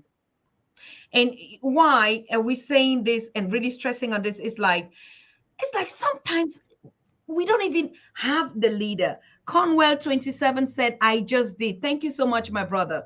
Thank you. We want to see most of you sign. Kalena Haufer said, I just did. Thank you. Thank you. Thank you so much. Thank you so much. I think we're still going to get Prof here next week on this, because yesterday we just lost the link and we could not pour the link upon all that thousands that were watching. Thousands, we need their signatories. Let me see who is signing here again. Please sign, and just tell us, I just signed. Dr. Edmund, we want to see you sign. Go ahead and just sign. Hello, everyone. I look to see. Just go and do it. Now, Dr. Edmund, we're rounding the conversation, of course, as a matter of fact. But when you talk about the kind of leadership that we are not paying attention to because of the inaction. Now we have a leadership. I mean, I cannot imagine that this petition would even take a month or weeks, coming from an initiative, from an initiator like Professor P.L. Olumumba, that this petition would still be lobbying around with 2,000. That is a mess. That's a shame. So what are the kind of leadership that we're looking for? Now we have it. So you see, it is the same thing. It's not only about signing, my people. When you sign, you forward to 12 people. Remember the 12-12 code. When you sign, you forward. All of us are in community groups. We are in churches. We go and pray for God to save us. Please just sign. Just if you want God to save us, just give them these petitions to sign. So we signed 12, you sent to 12 the sign, and you sent to 12 the sign, and you sent to 12 the sign. We saw this letter circulating that a sister sent from us in the US, where a nurse just called for a cardiac hospital to be built. And what he did was just put on a letter out there and said 10, 10, 10. And 10 signs sent to 10 sign and 10. And in 3 months, they raised more than millions of dollars for that campaign. So what is our problem, Africans? Sometimes our problem is just to take the action. Sometimes we know too much, and we know too much to do something. We love ourselves just on leaping. Like, I like this word that you say, Prophet, and Prof calls it in the right way, CIC. Complainers in chief. Yeah. Right? Not editors in chief or complainers in chief, professional complainers, right? Master complainers. And they're not doing this. Our leaders are not doing it. Now you have a leader put out a petition, and we're still waiting. Isn't it something you just seize and run with it? So it's like, what kind of the leadership like? And that's why we keep keeping them. They're voting every time for them. And then we complain again. Right. Eddie, I invite all your leaders to go back and read a book by Paulo Freire. It's called The Pedagogy of the Oppressed. I think that one of the biggest problems we have is our education system. Mm-hmm. Somebody somewhere in our mind has been able to convince us and make us, impress on us, and that that we're no good, right? And we also tend to believe these lies.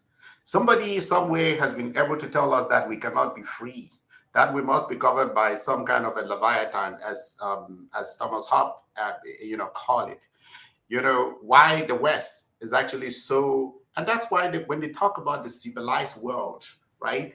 Who they're referring to, who the reference is, right? The dark continent of Africa, where all these savages live.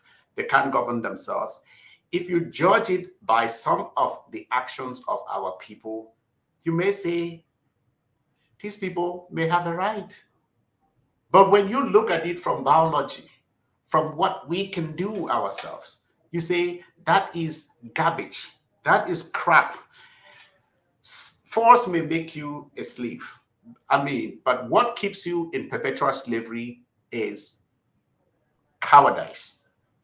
When we begin to think like I was talking about the Chinese stuff, what the Chinese have shown us is that at some point when people were talking about China as this backward nations and stuff, everybody is taking notice. And there is every ingredient in us, not less than any human race that exists on the planet. To do the things we need to do, the first thing is let us wrestle control of our lives first. Let us believe that we can do it. Click the Let's link and put change it the in. education system that has been the education system that teaches us how to be dependent on some people and rather than on ourselves. That slave master education, which Paulo Freire calls the banking system of education, where they deposit in you only the knowledge that they want you to know. That is to see the world in their own, in the prism that they want you to see the world, and continue to believe the falsehoods rather than look at it from your own learned experiences and know that we are able to do everything that we can. I think I remember here, attending some of President Obama's rallies, and he will famously say, "Don't boo, vote." In this case, please do not boo. Go sign this petition, and when you sign this petition, be active. Send it, call your parliamentarians and ask them what are they doing to the war in Ambazonia, to the wars around the continent. What is their position on the idea of the problem of self-governance, which have to underscore is at the very essence, at the very center of what we need to be able to have a united Africa, what we need to have a pan-Africa that is predicated on justice, on the ability to self-determine and decide who your leaders would be, and decide how you use your resources, and decide that I'm better off. Actually, my first relationship should be to my brothers in Ghana, to my brothers in Liberia, to my brothers in Zimbabwe, to my brothers in Nigeria, to my brothers in, and not to somebody in Europe, to France in Europe, who actually don't think of me as a human being to start up with. This is the kind of education that the African needs first. And once you get this education, once you have actually broken those wars, killed those little demons that somebody has implanted in our brain by retooling our education system, then we begin to do all the other things that we have been talking about. But it must start with action. Wishful thinking is not going to take us far, and it won't take us anywhere at all. Thank you so very much, Dr. Edmund. I see a lot of people asking about the link. Jerry's Lottrell, I just link again. And I hope you are signing it. And then we also have our brother Casajon. Elias, please, you asked for the link, and we just posted the link there on all our 3 major platforms that we're streaming live on. You can see, and those of you that are watching from Facebook, I see you all. Make sure that you're clicking to sign. All of them are inside that page. I mean, let's do one thing, and then we can come back and say, yes, we did do it. Of course, I am not also against. And I heard somebody say, could you just repeat the book again? What's the book? The Pedagogy of the Oppressed by Paulo Freire. The Pedagogy of the Oppressed. Yes, Pedagogy of the Oppressed. Yes, Paulo Freire. Okay. Sister Sinovia, I think you got that right this time. But I want to bring one thing, it is also one thing for us, we talk about the complainers in chief. And sometimes we really justify it. I want to see in 2022 that we are not more saying, it's because they taught us this education. For instance, there's a link. Just go and sign. What is it in my brain that takes me 400 years that I was taught not to sign a petition because it's Professor P.L. Olumumba and Edmund that does it? Which book do I need to go and just read to sign a link? So, as you rightly put it, Dr. Edmund, pushing that, changing that narrative is just to take the action. Once you take the action, hey, Africans, you're healed from your colonial past, from the brain damages that we go through. Take action that is put on the table. Be a part of this Africa that we want now, and nothing would happen. That was we say yes, our history would always remind us, but it is forward. We keep turning in that circle. Forward Africa. Go sign the link, come give us a feedback. Now I think everything is working because everybody's like, I just signed. So if they sign, so nobody's blocking you from signing. Don't be afraid. Go and sign that petition. And we'll be talking about it. We'll be sharing about it. We'll be on the road shows about it.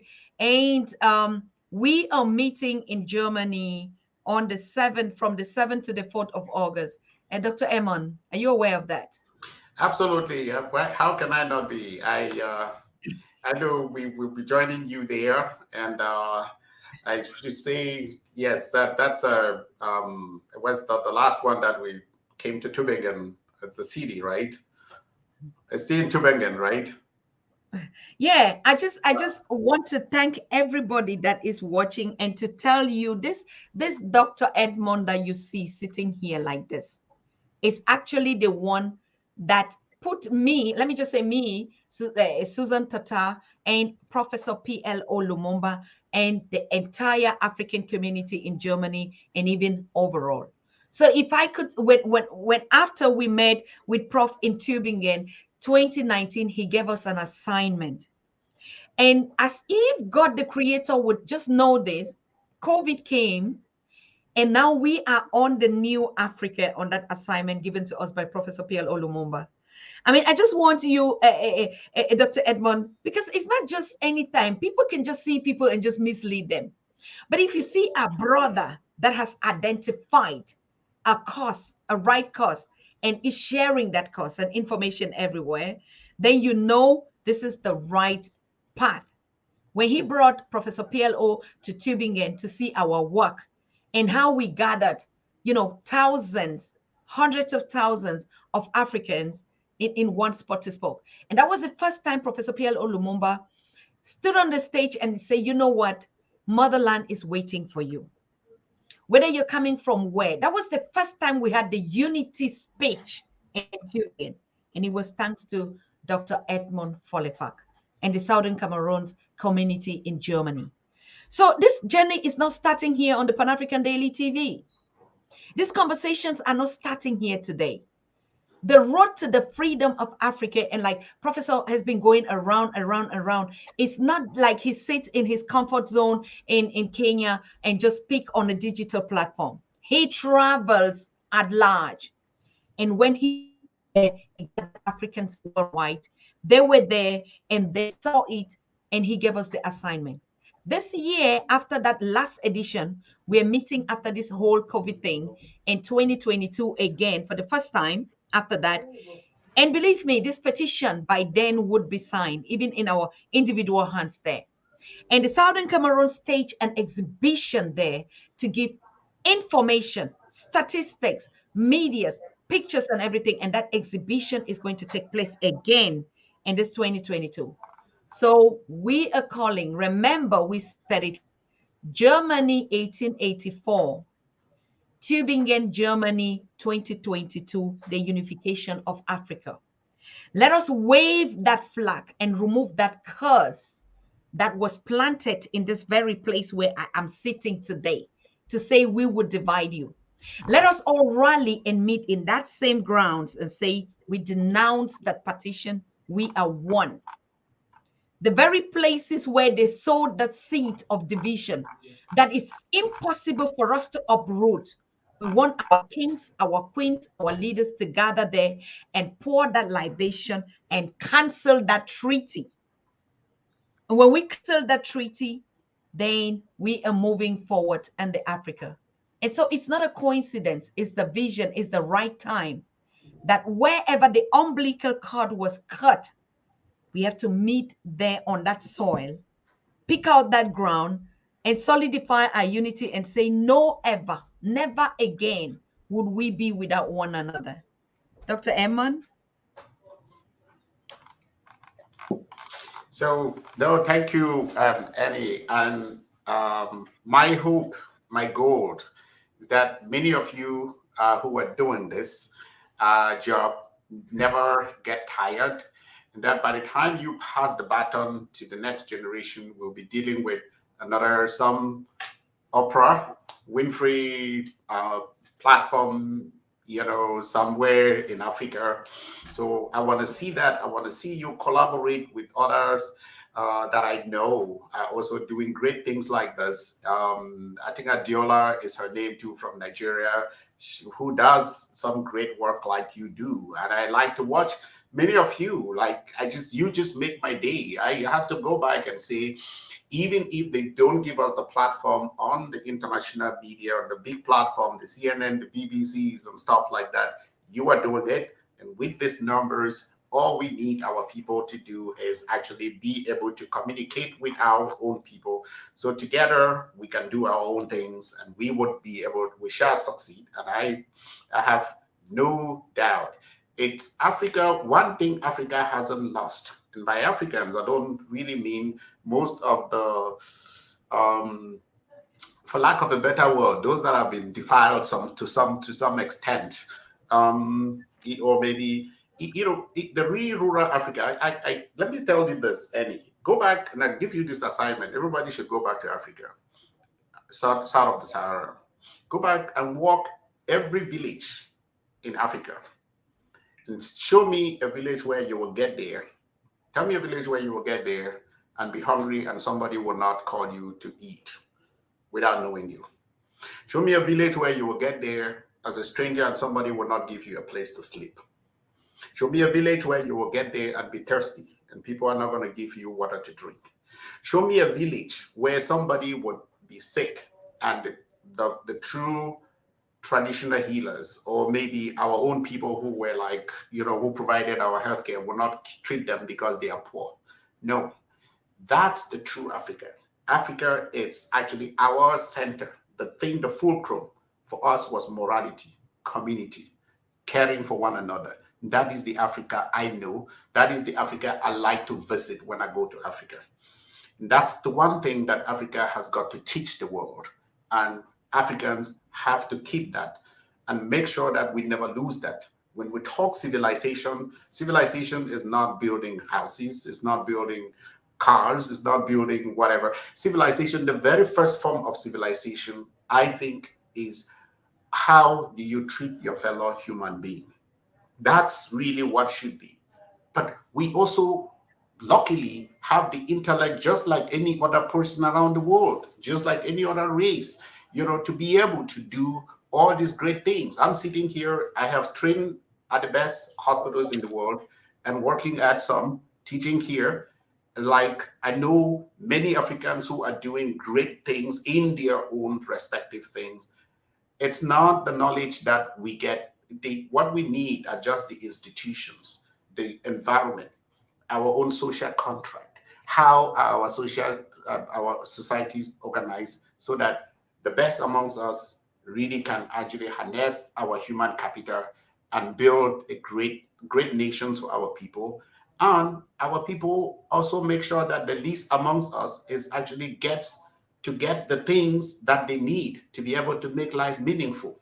So to me, that's what I will leave my people, my great Africans, with. Don't lose that. That is golden. That is the very essence of the entire of humanity. That's what people would call in their various form either religion, faith, or whatever.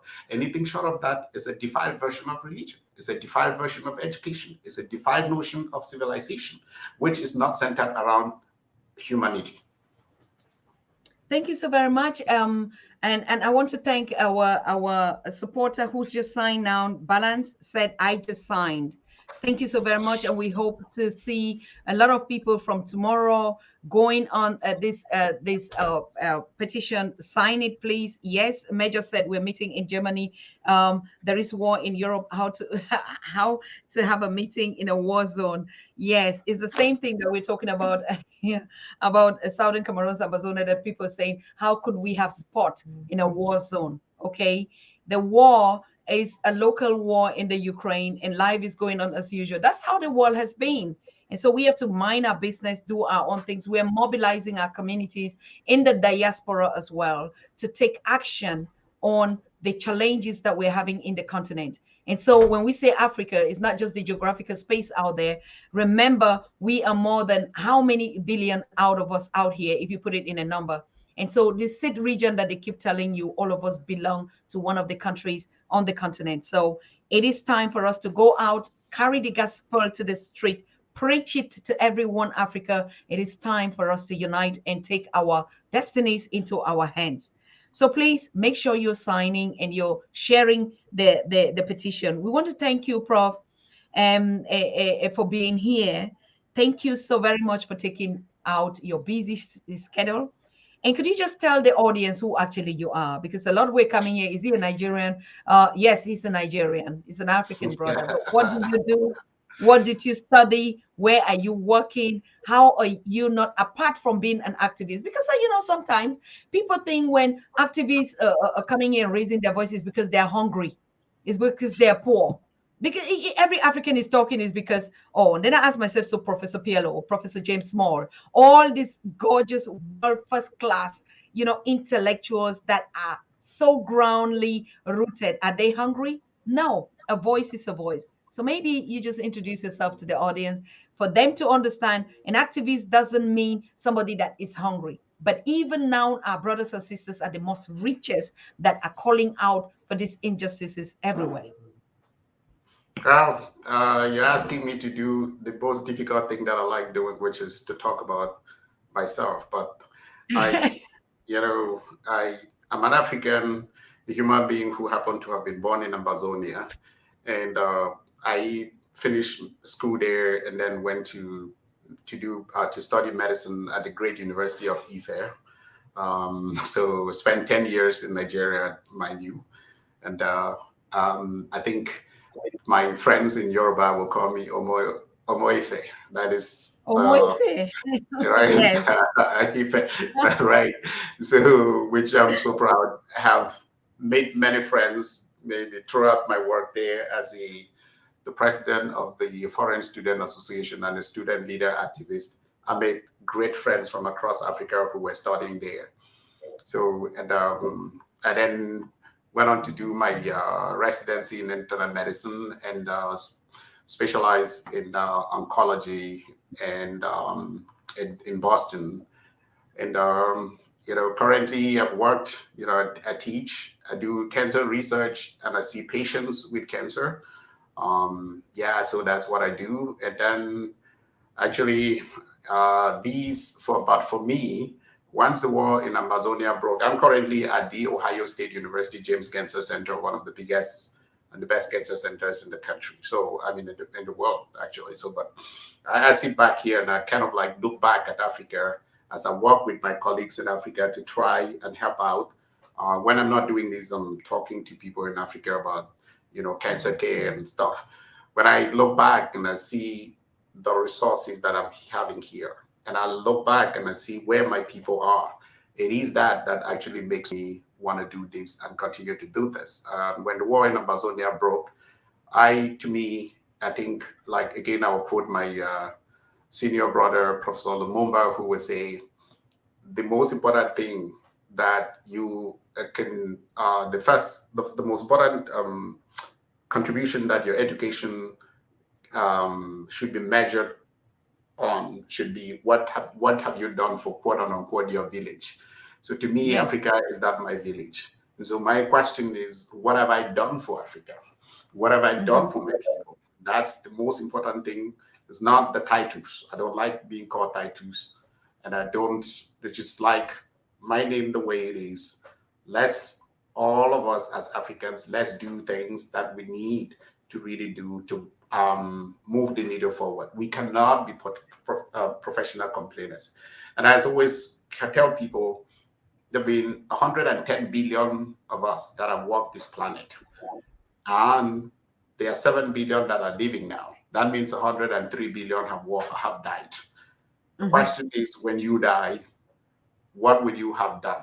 If you come to Piligate, what would you have done for the people? What would you have done for somebody who was sick? What would you have done for the people who didn't have, for the people that didn't have clothes? So, but more importantly, I want to get there and see Mr. Mandela and see the rest, Queen Botiger of the Great Congo, and see all these people, Mansa Musa, who my daughter, who is 13, actually found out was the richest person in the whole world, in the world history and did great things for Africa.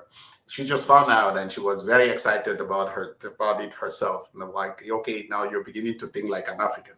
So that's who I want to find out and say, yes, I did my own part. And by the way, just before anybody puts it in your head that you cannot do anything, remember before there was Cambridge, before there was Harvard, there was Timbuktu, the first university actually out there that was talking, that was teaching, that was the center of learning in the whole universe. So remember that. And remember that nobody is coming to teach us about things on education, things on intellectualism, things on morality. We just need to create the conditions, the institutions that would allow for our people to use the intellect they have so we can actually reclaim our central position in the world. Thank you. And thank you again for all you do. And I thank all the brothers and sisters who are watching us out there and putting all these exciting comments and encouragement to really continue to do your own. We may be here talking, but you can do something for your neighbor. You can sign this petition. You are a leader. If you were not thinking of yourself as one, please go home. Think about yourself as a leader and be a drum major for peace, be a drum major for progress in Africa. Thank you very much. You're not going anywhere because Kasahon Elias just signed and he needs to get your congratulations on that also. And we still have a lot of people that are joining and they signed. Jaris Lotorel, who just asked, also just signed the petition now. And we're so thankful, so thankful. I mean, yes, Prof is also sending greetings to you. He just texted and said, thank you so much for watching and that he's so proud of you. We have to continue drumming. We have to continue the education. We have to continue the empowerment. It's not only us that are coming on the Pan-African Daily, but even in our neighborhoods, in our communities, in our assemblies, in everywhere we go in this gathering. Please make sure you are asking people to sign this petition. Please, you have your WhatsApp groups. You have your all sort of whether it's Telegraph or call it whatever or social media platforms. Please, and our millions of people are busy on these platforms doing whatever. Meet them there. You are an African, sign. You are an African, sign. Even non-African, sign. Yes.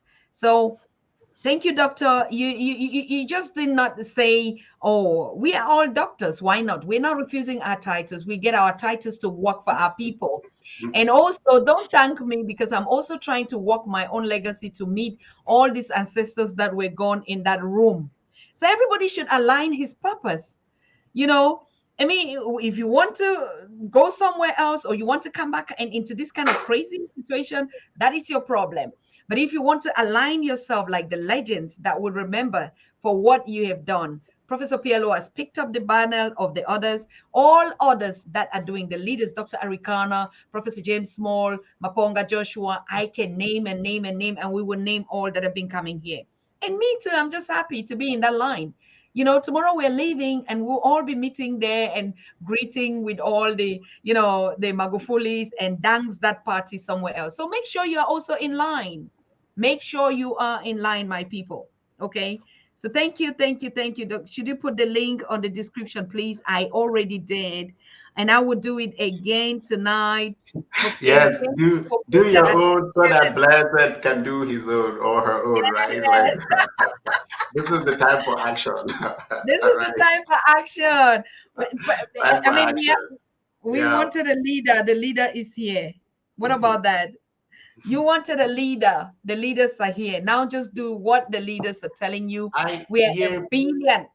Eddie, it is another very good book. I invite people to go and read. It's about Nelson Mandela. It's called The Mandela Way. So I think that the concept that I want our African folks to really understand there is the kind of leadership that this icon actually showed. And the describe is as leading from the front, leading from the back, and leading from the side, right? So, which is the one thing I like people, and people, there are two kinds of leadership. And if there is the status-oriented leadership where people are more concerned about, interested about, oh, I'm doctor, I'm president, I'm minister, stuff. This is the kind of leadership that we must all repudiate and reject.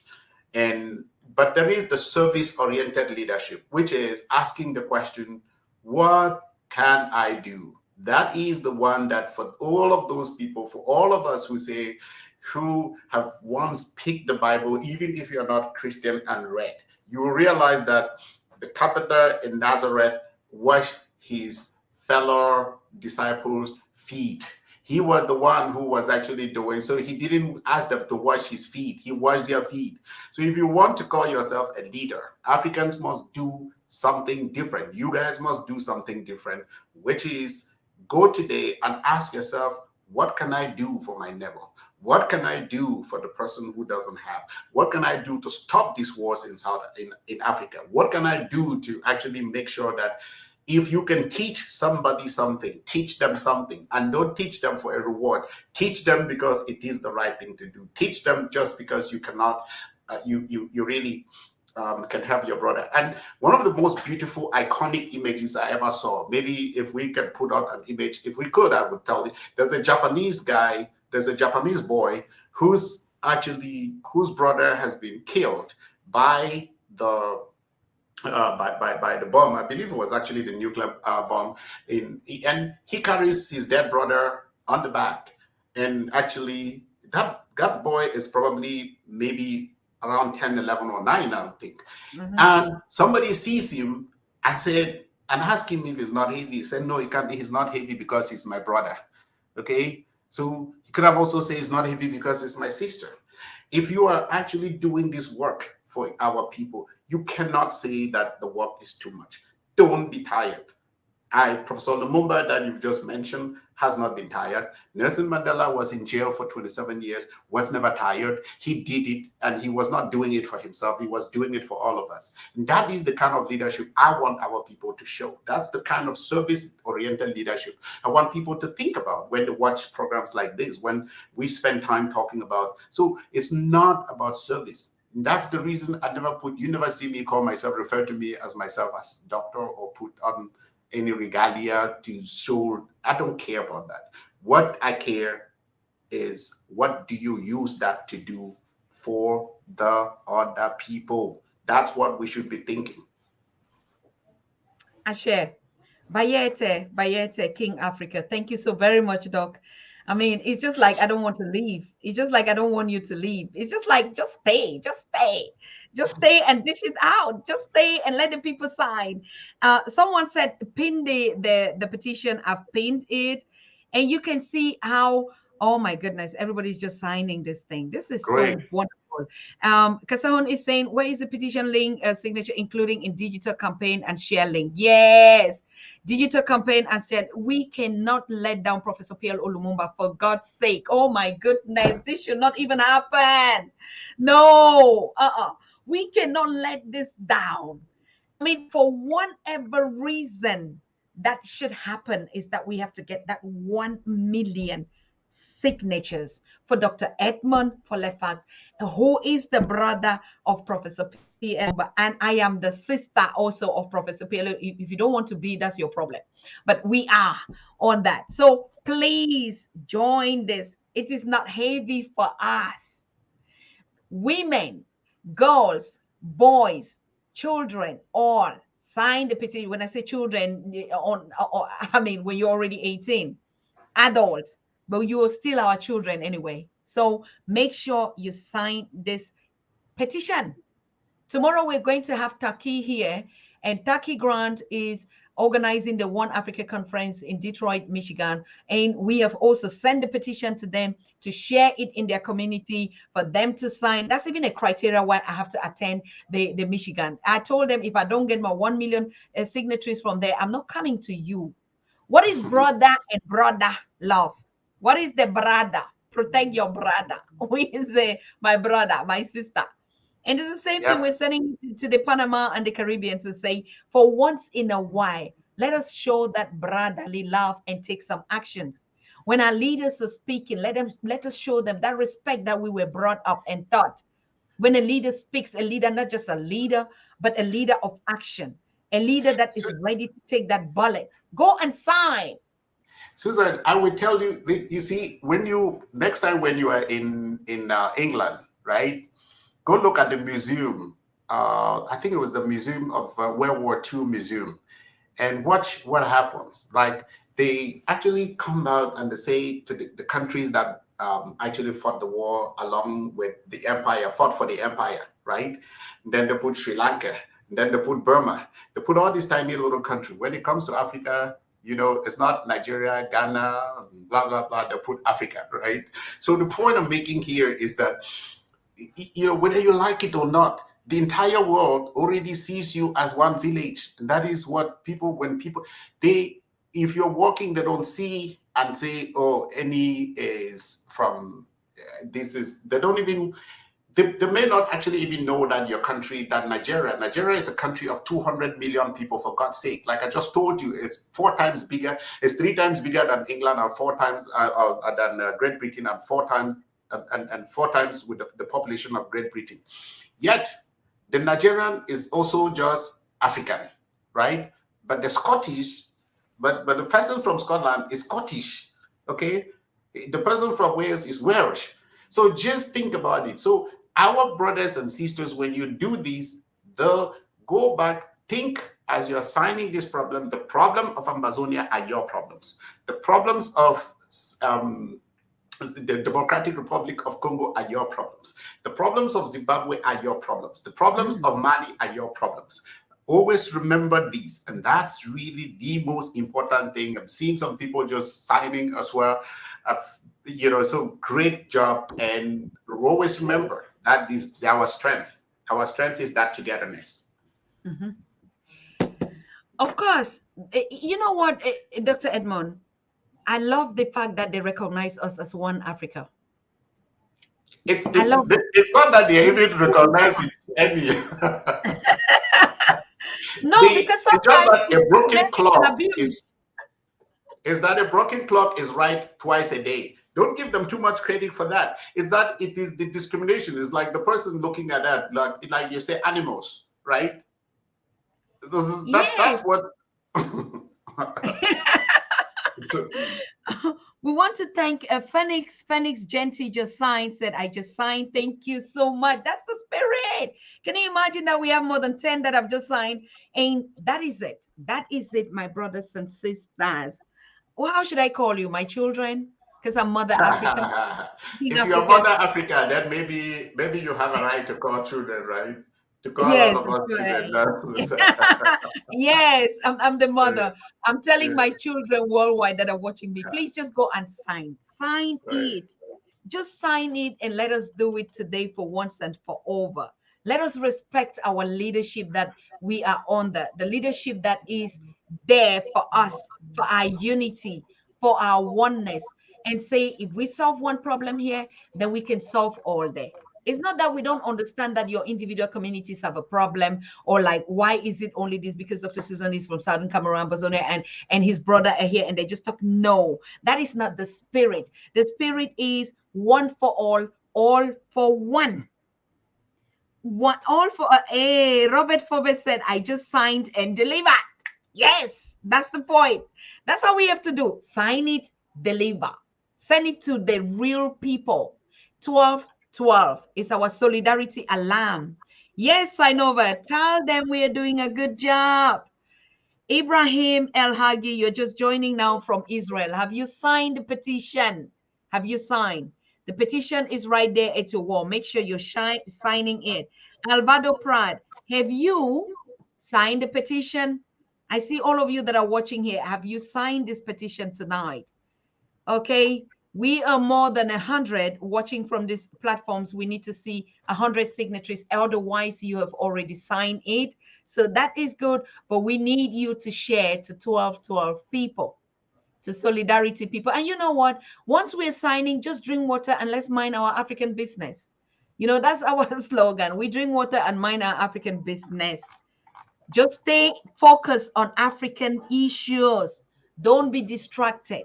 So now the African issue at heart is signing the petition that our great leader, our brother, son of Africa, Professor Pierre Olumumba, initiated, and with all his comrades here, Dr. Edmund, Dr. Susan Tata, and all of us are here, the millions of us that are saying never again.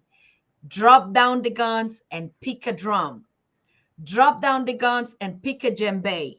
That's what we're saying. Give us our lives and our freedom. We would manage it. Okay, don't cook your food and cook and cook and cook, Dr. Edmond, and put whether it's njangsa or what and bring it there. Maybe you fit talk for pigeons. Some people in the way they pay the year na only pigeon. Oh. What you want me people then do for the link? Tell me what you want. Talk. Well, I want make I did tell Papa, Mommy, Pikin, brother, sister. So this war way to go on for Amazonia, where they kill our people, like that they kill, that where they slaughter, like they slaughter animal. See, you feel not get gun for go fight. You feel not get anything for do. You feel not get voice for United Nations for take and stop this war. But we don't put something for years in a petition. And that petition means say, we tell the people the way that they carry big head for Africa, say they be leaders and the people of the world. We want to get 1 million people, make them tell them, say this will make them stop that palaver for war for Africa. They better stop that palaver for war for Amazonia. And now the reason that we did launch this petition. Remember, say, even when Hawk, that thing where it one cash or fox, it one cash your goat or it one cash your chicken. If you woke up, even if you nothing kill him, you shout, he go run. Nothing that way we one shout for this petition. Make una say more sign this petition. Say more we take and go show people. They say yes, plenty people that they see. Thief man, wish man, like the one the way that they kill our people. They're not like many people that knows that that's not the thing that way that they do. So more when I go sign this petition. Thank you, Papa. Thank you very much. You don't talk correct talk. I've even still talk for meta for my dialysis, but was sign a petition one more. Where Jim just also was sign a petition wanted to fetch changaga. Ganimba also saw bonga when I was sign a petition one more ayene. So when I go sign them, my picking them, when I go sign them, my brother them, my mommy them, my papa them, all place where una day. When I sign this petition Professor Pierre Olumumba don't initiate her. Toxema will sign and we need 1 million. Sign means wait, just go click on top the line. When you sign them, make sure say, you put your name for there, you fill the information. You say you don't sign. So I want to thank our brother, Leon Smith said, I just signed. Bam, you sign it. Thank you. And brother LD Felder said, I signed 35 minutes ago. Dr. Susan, Mama, are you not seeing me? No, I see you, my darling. I see you. But it's just that it was scrolling so fast, so I could not see it. Thank you so much. When you sign, you click it and paste it and pin it on your walls, okay? Woo! Thank you. Look at people that are signing. Sister Vanna Bentley said she's the queen on the Pan-African Daily. I just sign it, and it was easy for me to just click the whole thing, and bam, it's there. Post it in your other groups. When you sign, you post it. Thank you so much, Queen Mother, Queen Sister, daughter. Daughter, I'm happy to be a mother of 1.4 billion in the diaspora. Who doesn't want to be that Mama Africa with so many children, so many supporters, right? We are here for you. Benjamin and Rimana said, I just signed and posted. That's the spirit. That's the fire on the Pan-African Daily. We don't just talk, blah, blah, blah. We not just come here, just talk. We did do the work. Someone wanna go sign. I did talk again, wanna go sign. Somebody asked me where the link they. The link, I've pinned it there. Oh my God, you guys are so, Mother Africa is so happy today. Look at the way I'm happy. And I see people saying, oh, I just signed this from Malawi. Yes, from all over, sign it. If I haven't mentioned your name, please don't be afraid to say, Mama, I signed. Why are you not mentioning my name? I'm Mother Africa. So go ahead and sign it. Can you share the link, please? All right. We already shared the link. Let me pin the link again for all of you to see. Make sure you're signing, and not only signing, you sign and share, sign and share, sign and share. It doesn't will bring prof again anytime soon, because when he come, all that people, if you just do all of these actions, so when I sign, if you no sign, no ever call my number, no talk say I be a leader. All man go sign. Yes, we do it the African way, the mommy papa way. You know, Prof, You, my brother is like me, right? He would not agree to the term leader. Just call him a servant. I think that's what he is. Because when we came to that, when we meet, Prof will want to do the things for everybody, right? So, which is I the know that. spirit which you get. Anyway, you papas of Africans are always behaving like that, but we mothers, we know it differently. We know it different. That's why we're the mothers. I mean, we always tell our children, sign. You don't sign A, you get something. You know that. We are not we're not the European mothers that will pet you, clean you, and like, oh, bit baby, do it now. No, you know what is happening to us African mothers when you don't sign. Okay. So just go ahead and sign before we even tie our covers and enter the kitchens right now. Go ahead and sign, share the link. And Yeah. somebody's like, Dr. Susan on fire today. Yes, Mother Africa is on fire. You know why? Because I see our victory. You cannot feel what we're all feeling. And Some let of me us give are still, Susan, yes, nobody yes, knows. Maybe our friends from jail, maybe from the dungeons of La Republique may be watching us, but let me give them a shout out. If they are not yes. watching us, somebody would say to them, Siseko Ayoktabe, Professor Wasum, Pangala for Gala, Mr. Wilfred Tassang, Dr. Nde Fidelis, Dr. Kimbeng, that Kopanga, Shufai, Blaise, Orok, Egbe, Ngu, Eyambe, Elias, we are all here, Congressman, as we fondly call you, the leaders of the Coffin Revolution who actually started this by, symbolically using his platform to just say, carrying a coffin around the Cameroon to actually tell the people about how our people were suffering and there were already corpses.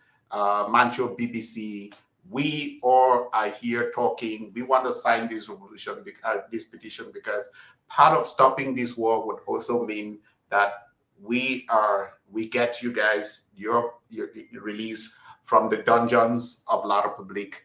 And remember, Mandela was there for 27 years. I know you people have been there for too long, and you were adopted and you are there.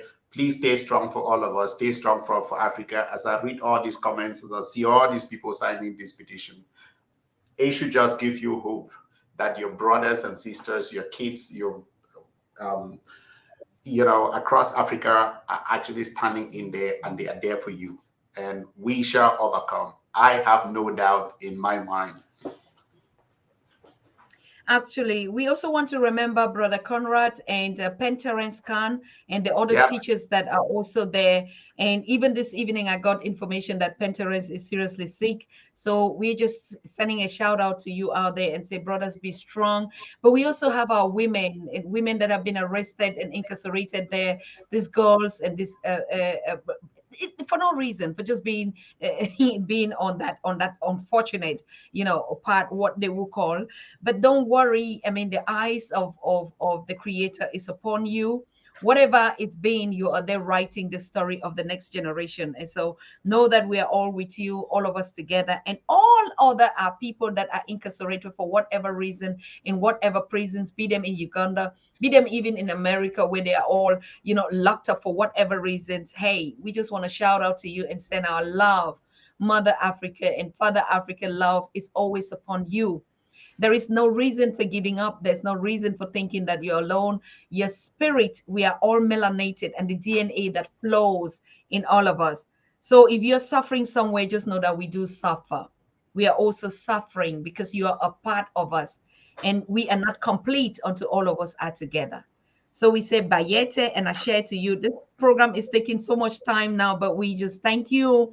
And Vegan Vibes, who said, I just signed now. Thank you so very much. Thank you so very much. Remember the one thing, the Ubuntu love. The Ubuntu love is what keeps us going. Even when we transit, that love is there and it flows in all our vein. Whether you're in pain or you're in anywhere, just know that as we are igniting, as we are lighting the vibration and lighting the fire here, you just ignite in you. It's just burning also in you. It's a raising that consciousness and awareness. So it's a solidarity call for all our people worldwide, those in prisons, those that are incarcerated for just not doing anything, those that have been killed and murdered for just being black, just that anything. Remember, none of us is going to stay here. We're just playing our role and we're going to go one day soon. Blessed say, I just signed now. Thank you. That the fire was on and it caught me. Thank you, Blessed. Wow. Blessed. Thank you. This fire is just on and on and on. Hey, Dr. Folefac, you have to look for time again and just, I just love this family here. I just Yeah. love this family. This family of Professor Pielo Lumumba. This family of Dr. Eric, this family of the great warriors, this family of Professor James Small, this family is here. They want Africa, power in unity. I love you all so much, so much. And Benjamin is saying, I love you all, family. Yes, love all of you. All of you. Maybe, Thank maybe you. Emmy, when COVID is finally behind us, we would do one of these programs traveling Africa, on the roads in Africa. We have already put it. We already have a Okay. coming Not up not the with it. cities, not the Yeah. cities. Doing No, it's not cities. Mm. yes, not We the have not our the road. cities. We'll go to the villages and run the villages and run this program from somewhere in Kenya, from somewhere in Ghana, from somewhere in Malawi, from somewhere in you name it. So we will do it, right? Yeah, COVID is already over. Dr. Edmund, is because you're coming here. Maybe you were late. The whole past of last month, we were talking about it. We have to Great. take the work now to the people. We're taking it out of office. It was digital because we could not travel, we could not connect. Now it's all done. We are going and we've put our soldiers out there. We have 22 young people in 22 countries in Africa that we just recruited. And these soldiers are going into villages and into places preaching the gospel of our unity, of one Africa, why we must stand up together. And we are discouraging the young people. Don't enter into a plane you don't know where you're going to. Stay where your paradise is. We would survive. Don't run out. Some of these conflicts, they even curse it so that they remove our brains from Africa, the young ones, and dump them somewhere in camps here just to make sure Africa doesn't grow. So that's a trick. That's a big trick. Don't leave your motherland. Stay where you are. We are even looking to join you, all our brothers in the Caribbean, in Haiti, in Brazil, in Mexico, in all the Panamas, in America, in Europe, in Asia, in Turkey. We have Black people everywhere. Indians, Asia. Hey, come on. So don't even join it again. Okay. Thank you. Thank you. Thank you so much. I, Doc, I have to leave you go now. I'm so sorry. you know, It's I been have two to and a half hours. whatever it takes to get my comrades free, whatever it takes to get my people free, I will do it. So even if even if I were put here for 10 hours, I would stay. It's much more than, it's better that if I were back home, probably I would not be alive, or I would have been in jail, or I would have been in the trenches. Those are the only three places that would have suited me back home. So where I am now doing this is a lot more comfortable. So you can keep me for as long as you want. I'm not gonna complain. Not when you're doing an Ooh. amazing job. But Oh anyhow, my goodness. thank you. Thank you, thank you, thank you. And thanks to our lovely audience for everything you have done. And you, by signing this again, you protect one more baby from dying. You protect one more girl from being raped. You protect one mother from one wife from losing their husband, one husband from losing their wife. You are actually going to ensure that our kids can go back to school, that tomorrow Africa can live up to its true greed. Thank you, and thank you, and thank you very much for everything. And without you, we will not do it. Continue the good work. We shall overcome. Ashe, Bayete, Bayete, my king. Thank you, thank you, thank you. Amboloe, thank you, thank you. Thank you. Miyaka, okay, Miyaka. Thank you, Doc. Good Thank night, you. good night. Thank you. Oh, Thank good you. afternoon to you. It's good night, us here. Yes. Yeah. Good, my wonderful, beautiful people. Thank you so much. This is the power we're going to be putting on every day. I mean, sometimes when we keep quiet, even no matter what, under what kind of circumstances. Now, I want to leave the people on the continent to go to bed because it's really late. Even here in Europe, it's also late. But like I said, Mother Africa is here. Mother Africa is here. For those of you that are still saying, and I see a lot of people see joining and asking where is the petition link. I just put it on there. I pin it. If you're joining this conversation now, please make sure you sign. And I see because people are sharing, others are joining. The more they share, they are joining. They're joining and actually signing. So yes, you see. So make sure you sign and share. Make sure you sign and share. Yeah. So Mother Africa is here. Mama Africa is here. Call me the queen. F1 Nana Tata. I am here for you. In as much as we are there. And I see somebody was telling me like, oh, Sharina Lofton, you just came in. Please, dear Sharina, sign this petition. That's what we're working on right now. Click the petition and sign. We have an action that is going on. We'll explain to you later. Just sign now first. You see, that's the issue. When we get to war and the war of unity of our love, when you come down, begin to ask what's going on here. Just join the battle. And when we finish and we're settled, then we'll start explaining it to you. So most of the time when we say call to action, don't if it comes from credible people that you know, particularly from Mother Africa like me, when I say just do it, or Dr. Just do it. And then we will sit at the table when we're comfortable and say, but what do you ask me to sign, mother? That's how we do. That's the way we did. That's how I knew it in the village. When my mother asked me to do something, who are you to begin to say, why should I do this? What is the reason why you want me to do it? Because I trust mother. I just do it. And then when we're going to the farm or to the stream, then I begin to ask, but what was it that you really asked me to do? And then we start talking about the story. So the first thing, do the action and ask. Just come in, you see your two brothers fighting, just join into that fight. If there's a stranger, just join. Don't begin to ask, why are you fighting? It's a wrong way. Join in and beat the enemy out. And then later, we'll sit down when we're dancing and say, you know what, that was what happened. So join us, just sign. And if you didn't even understand why you're signing, then we will explain later. Okay. So yes, thank you so very much. We're going to see ourselves tomorrow with our brother Taki Grant. I've never met him, but he's such a cute one, and he's been doing a lot of great things out there. He was the one that put that trip to Kemet, to Egypt, together with Professor Small, Dr. Jeffries, and our queen sister out there, Felicia Harden. Oh, that one, I cannot wait to see her in face. I'm telling you, I can't wait to just see her. Just join the battle. We will explain later. Yes, sign over. That's it. That's the way we do it. I mean, in the village, we don't have time to sit and be explaining. You see, this is another construct. You send a child, go and do this. Why? Why should I do it? And then we say, no, you explain that you understand. Understand what? Just do it. Mother said, does do it. Just do it. Okay. Yeah. So I can't wait to get this brother on the show tomorrow. He's going to be telling us a lot of good things. What is going to happen in Detroit? Detroit is coming together to say we want to be the light of that one Africa unity in power in unity.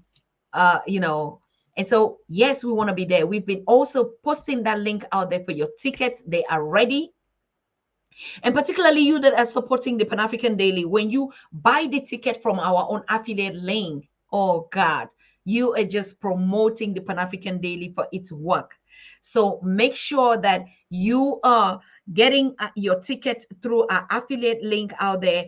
And so that is the mother continent. They make my ticket. They say this is Africa meeting its children. And so please make sure you help Mother Africa to attend this conference, Pan-African Daily, to just listen to us, to hug you, to rub your feet. I'm bringing a special oil from Motherland. And all of you that would be at that conference, you would see the miracles. You would see the miracle. I don't even want to say it. I don't want to say it. That's a special ointment, to detox and to decolonize, that issue. And we are bringing it along. When you're at the conference, you're going to get your portion. Okay. So make sure that we're meeting in Detroit on the 30th and the 1st of April. And then we will be meeting again in Panama City in the Caribbean from the 19th to the 25th. Oh, that one. So, yes, thank you so very much, brothers and sisters. Now, I see you have to retire. We have to retire because we're here again. Thank you, Sharina. Sharina just did it. Sharina Lofton did it. Thank you so much, Queen Sister, for doing that. We are all the mothers. Thank you. Thank you. I have a backup here. Sinovia is just that backup that is saying we're the senior on board. We must be here. And then we also have Sister Vanna, who is the, that one is the Queen Warrior battle. She's the one taking the lead, and all of us are just following. We're just following. Just sharing love. Long time I haven't been here. Oh, Lily, what happened to you? Why have you not been here for all this while? What has been keeping you behind, our sister queen? Too much work, family, or what? And all of you that are not able to be connecting on the Pan African Daily every day, tell us why. What is your reason? Is it just because of work? Or you're just tired of us just talking the same thing? What is it that we can do better? I also shared our posters for you to print out and put it in your locality for our campaign, for you to subscribe to our YouTube channel, and so that we can grow, we can reach out to the young people. Imagine I told you, give me 1 million, and we said we deliver ourselves, right? And so we are on that campaign 22 now. If you haven't signed it, make sure you do. You just need to click on our YouTube channel if you're watching for the first time here, and just sign and subscribe and click the notification button. Thank you so much. What do I owe you again? I've done my part. And like we said, the slogan 2022 at the International Africa One Africa Festival in Germany from the 4th to the 7th of August is, hey, it can be done. Play your part. We're looking to host delegations from the Caribbean, from America, from Jamaica. I mean, Jamaica is the Caribbean, all those islands, from Brazil, from Haiti, all the communities where our people are. We have to decolonize that petition 1884 in Germany. We have to meet here. We dance the dance of unity. All of you in the UK, all the projects that have been coming here. We are meeting in Tübingen again. I say this year from the 4th to the 8th of August. It has been confirmed, right? We have to be there. We have to unite. We have to hold our hands together. We're inviting our kings. King Maponga has already confirmed. King Bongane is confirmed. All the royals and the queens have to come together and detox and cut out this disunity. And we will see what would go from there. And we're also calling, our other brothers and to say, join us, our sisters, our queens, and say, join us wherever you are. Make sure you're getting your ticket for the 4th to the 8th of August. And we already see artists from America, from all the other, say, hey, we want to be a part of this. You don't need to book us. Well, we're not even booking anyone. If you're an artist or whatever, and you want to look for your sponsor and be in Tübingen, we're going to host you. We're going to accommodate you. But one thing is certain. We have to detox. We have to cut out what has divided us. We have to meet at that ground where they sat there and cooked this whole thing and went into a continent and chopped us into pieces. And you think we'll be united without coming here to remove that curse that was put upon us? 1884, 2022, unity. 1884 division, 2022 unity. 1884 division, 2022 unity. We will have to dance around. We will have to bless one another. We will hold our hands and we will call Tata Zambe to say, this is the end. It is over. Yes, Paul Brown, we'll see ourselves there again, but we would be here also. We have to meet here. I said this sometimes, and people are like, no, we have to go to Ethiopia. So Ethiopia did not divide you. My brothers and sisters, when did the Ethiopians meet together and divide us? And some other people say, oh, no, let's go. No, where the evil was committed, and that evil is still there. We have to meet there. Okay? It's just like they're calling us in Panama. Come and see where your people are. They left the coast they left Cameroons, they left Tanzania, they left from these outings, okay, where they were shipping them. But did you know where they landed? Come and see where they brought them and put them here at this Panama, and then begin to distribute them, like everywhere. Yes, it is time we have to be at those spots and cleanse that place and say never again. So we would also meet here and say, no way. It is over. We hold hands together. I mean, the younger generation of the Germans today cannot be accountable for what their parents did. Most of them don't even know. It is time for us to go there, invite them on the table, tell them this is what happened. And now we are here, as you divided us, but we are here to unite. We are here to unite the humanity, because you know what, even you are all origins from there. So there are going to be a lot of exhibition, not just exhibition for people selling. No, the exhibition that we would have this year is putting our stories out there. So if you are a creative, an artist, we have different types of artists, whether they are visual artists, whether they are cartoonists, whether they are painters, whether they are graffiti artists, whether they are musicians, whether they are motivational speakers. Hey, it's going to be something new.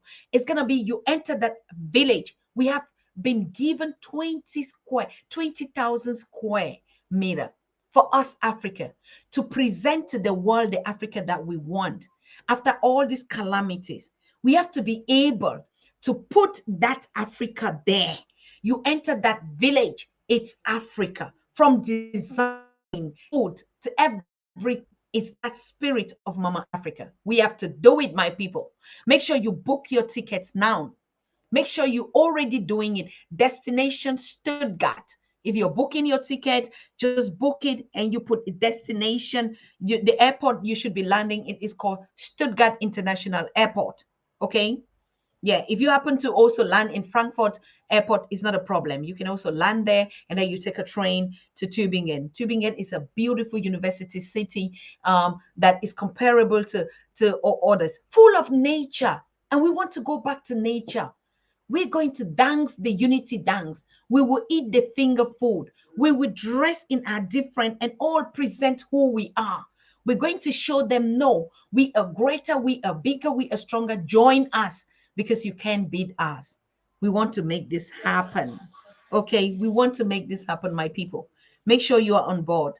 It's not about me. It's not about PLO. It's not about all the list. It's about us. In Cameroon, we say one hand is in pidgin, in one hand of it tie bundle. It means one hand cannot, actually tie the piece of a bundle. We need all the hands together.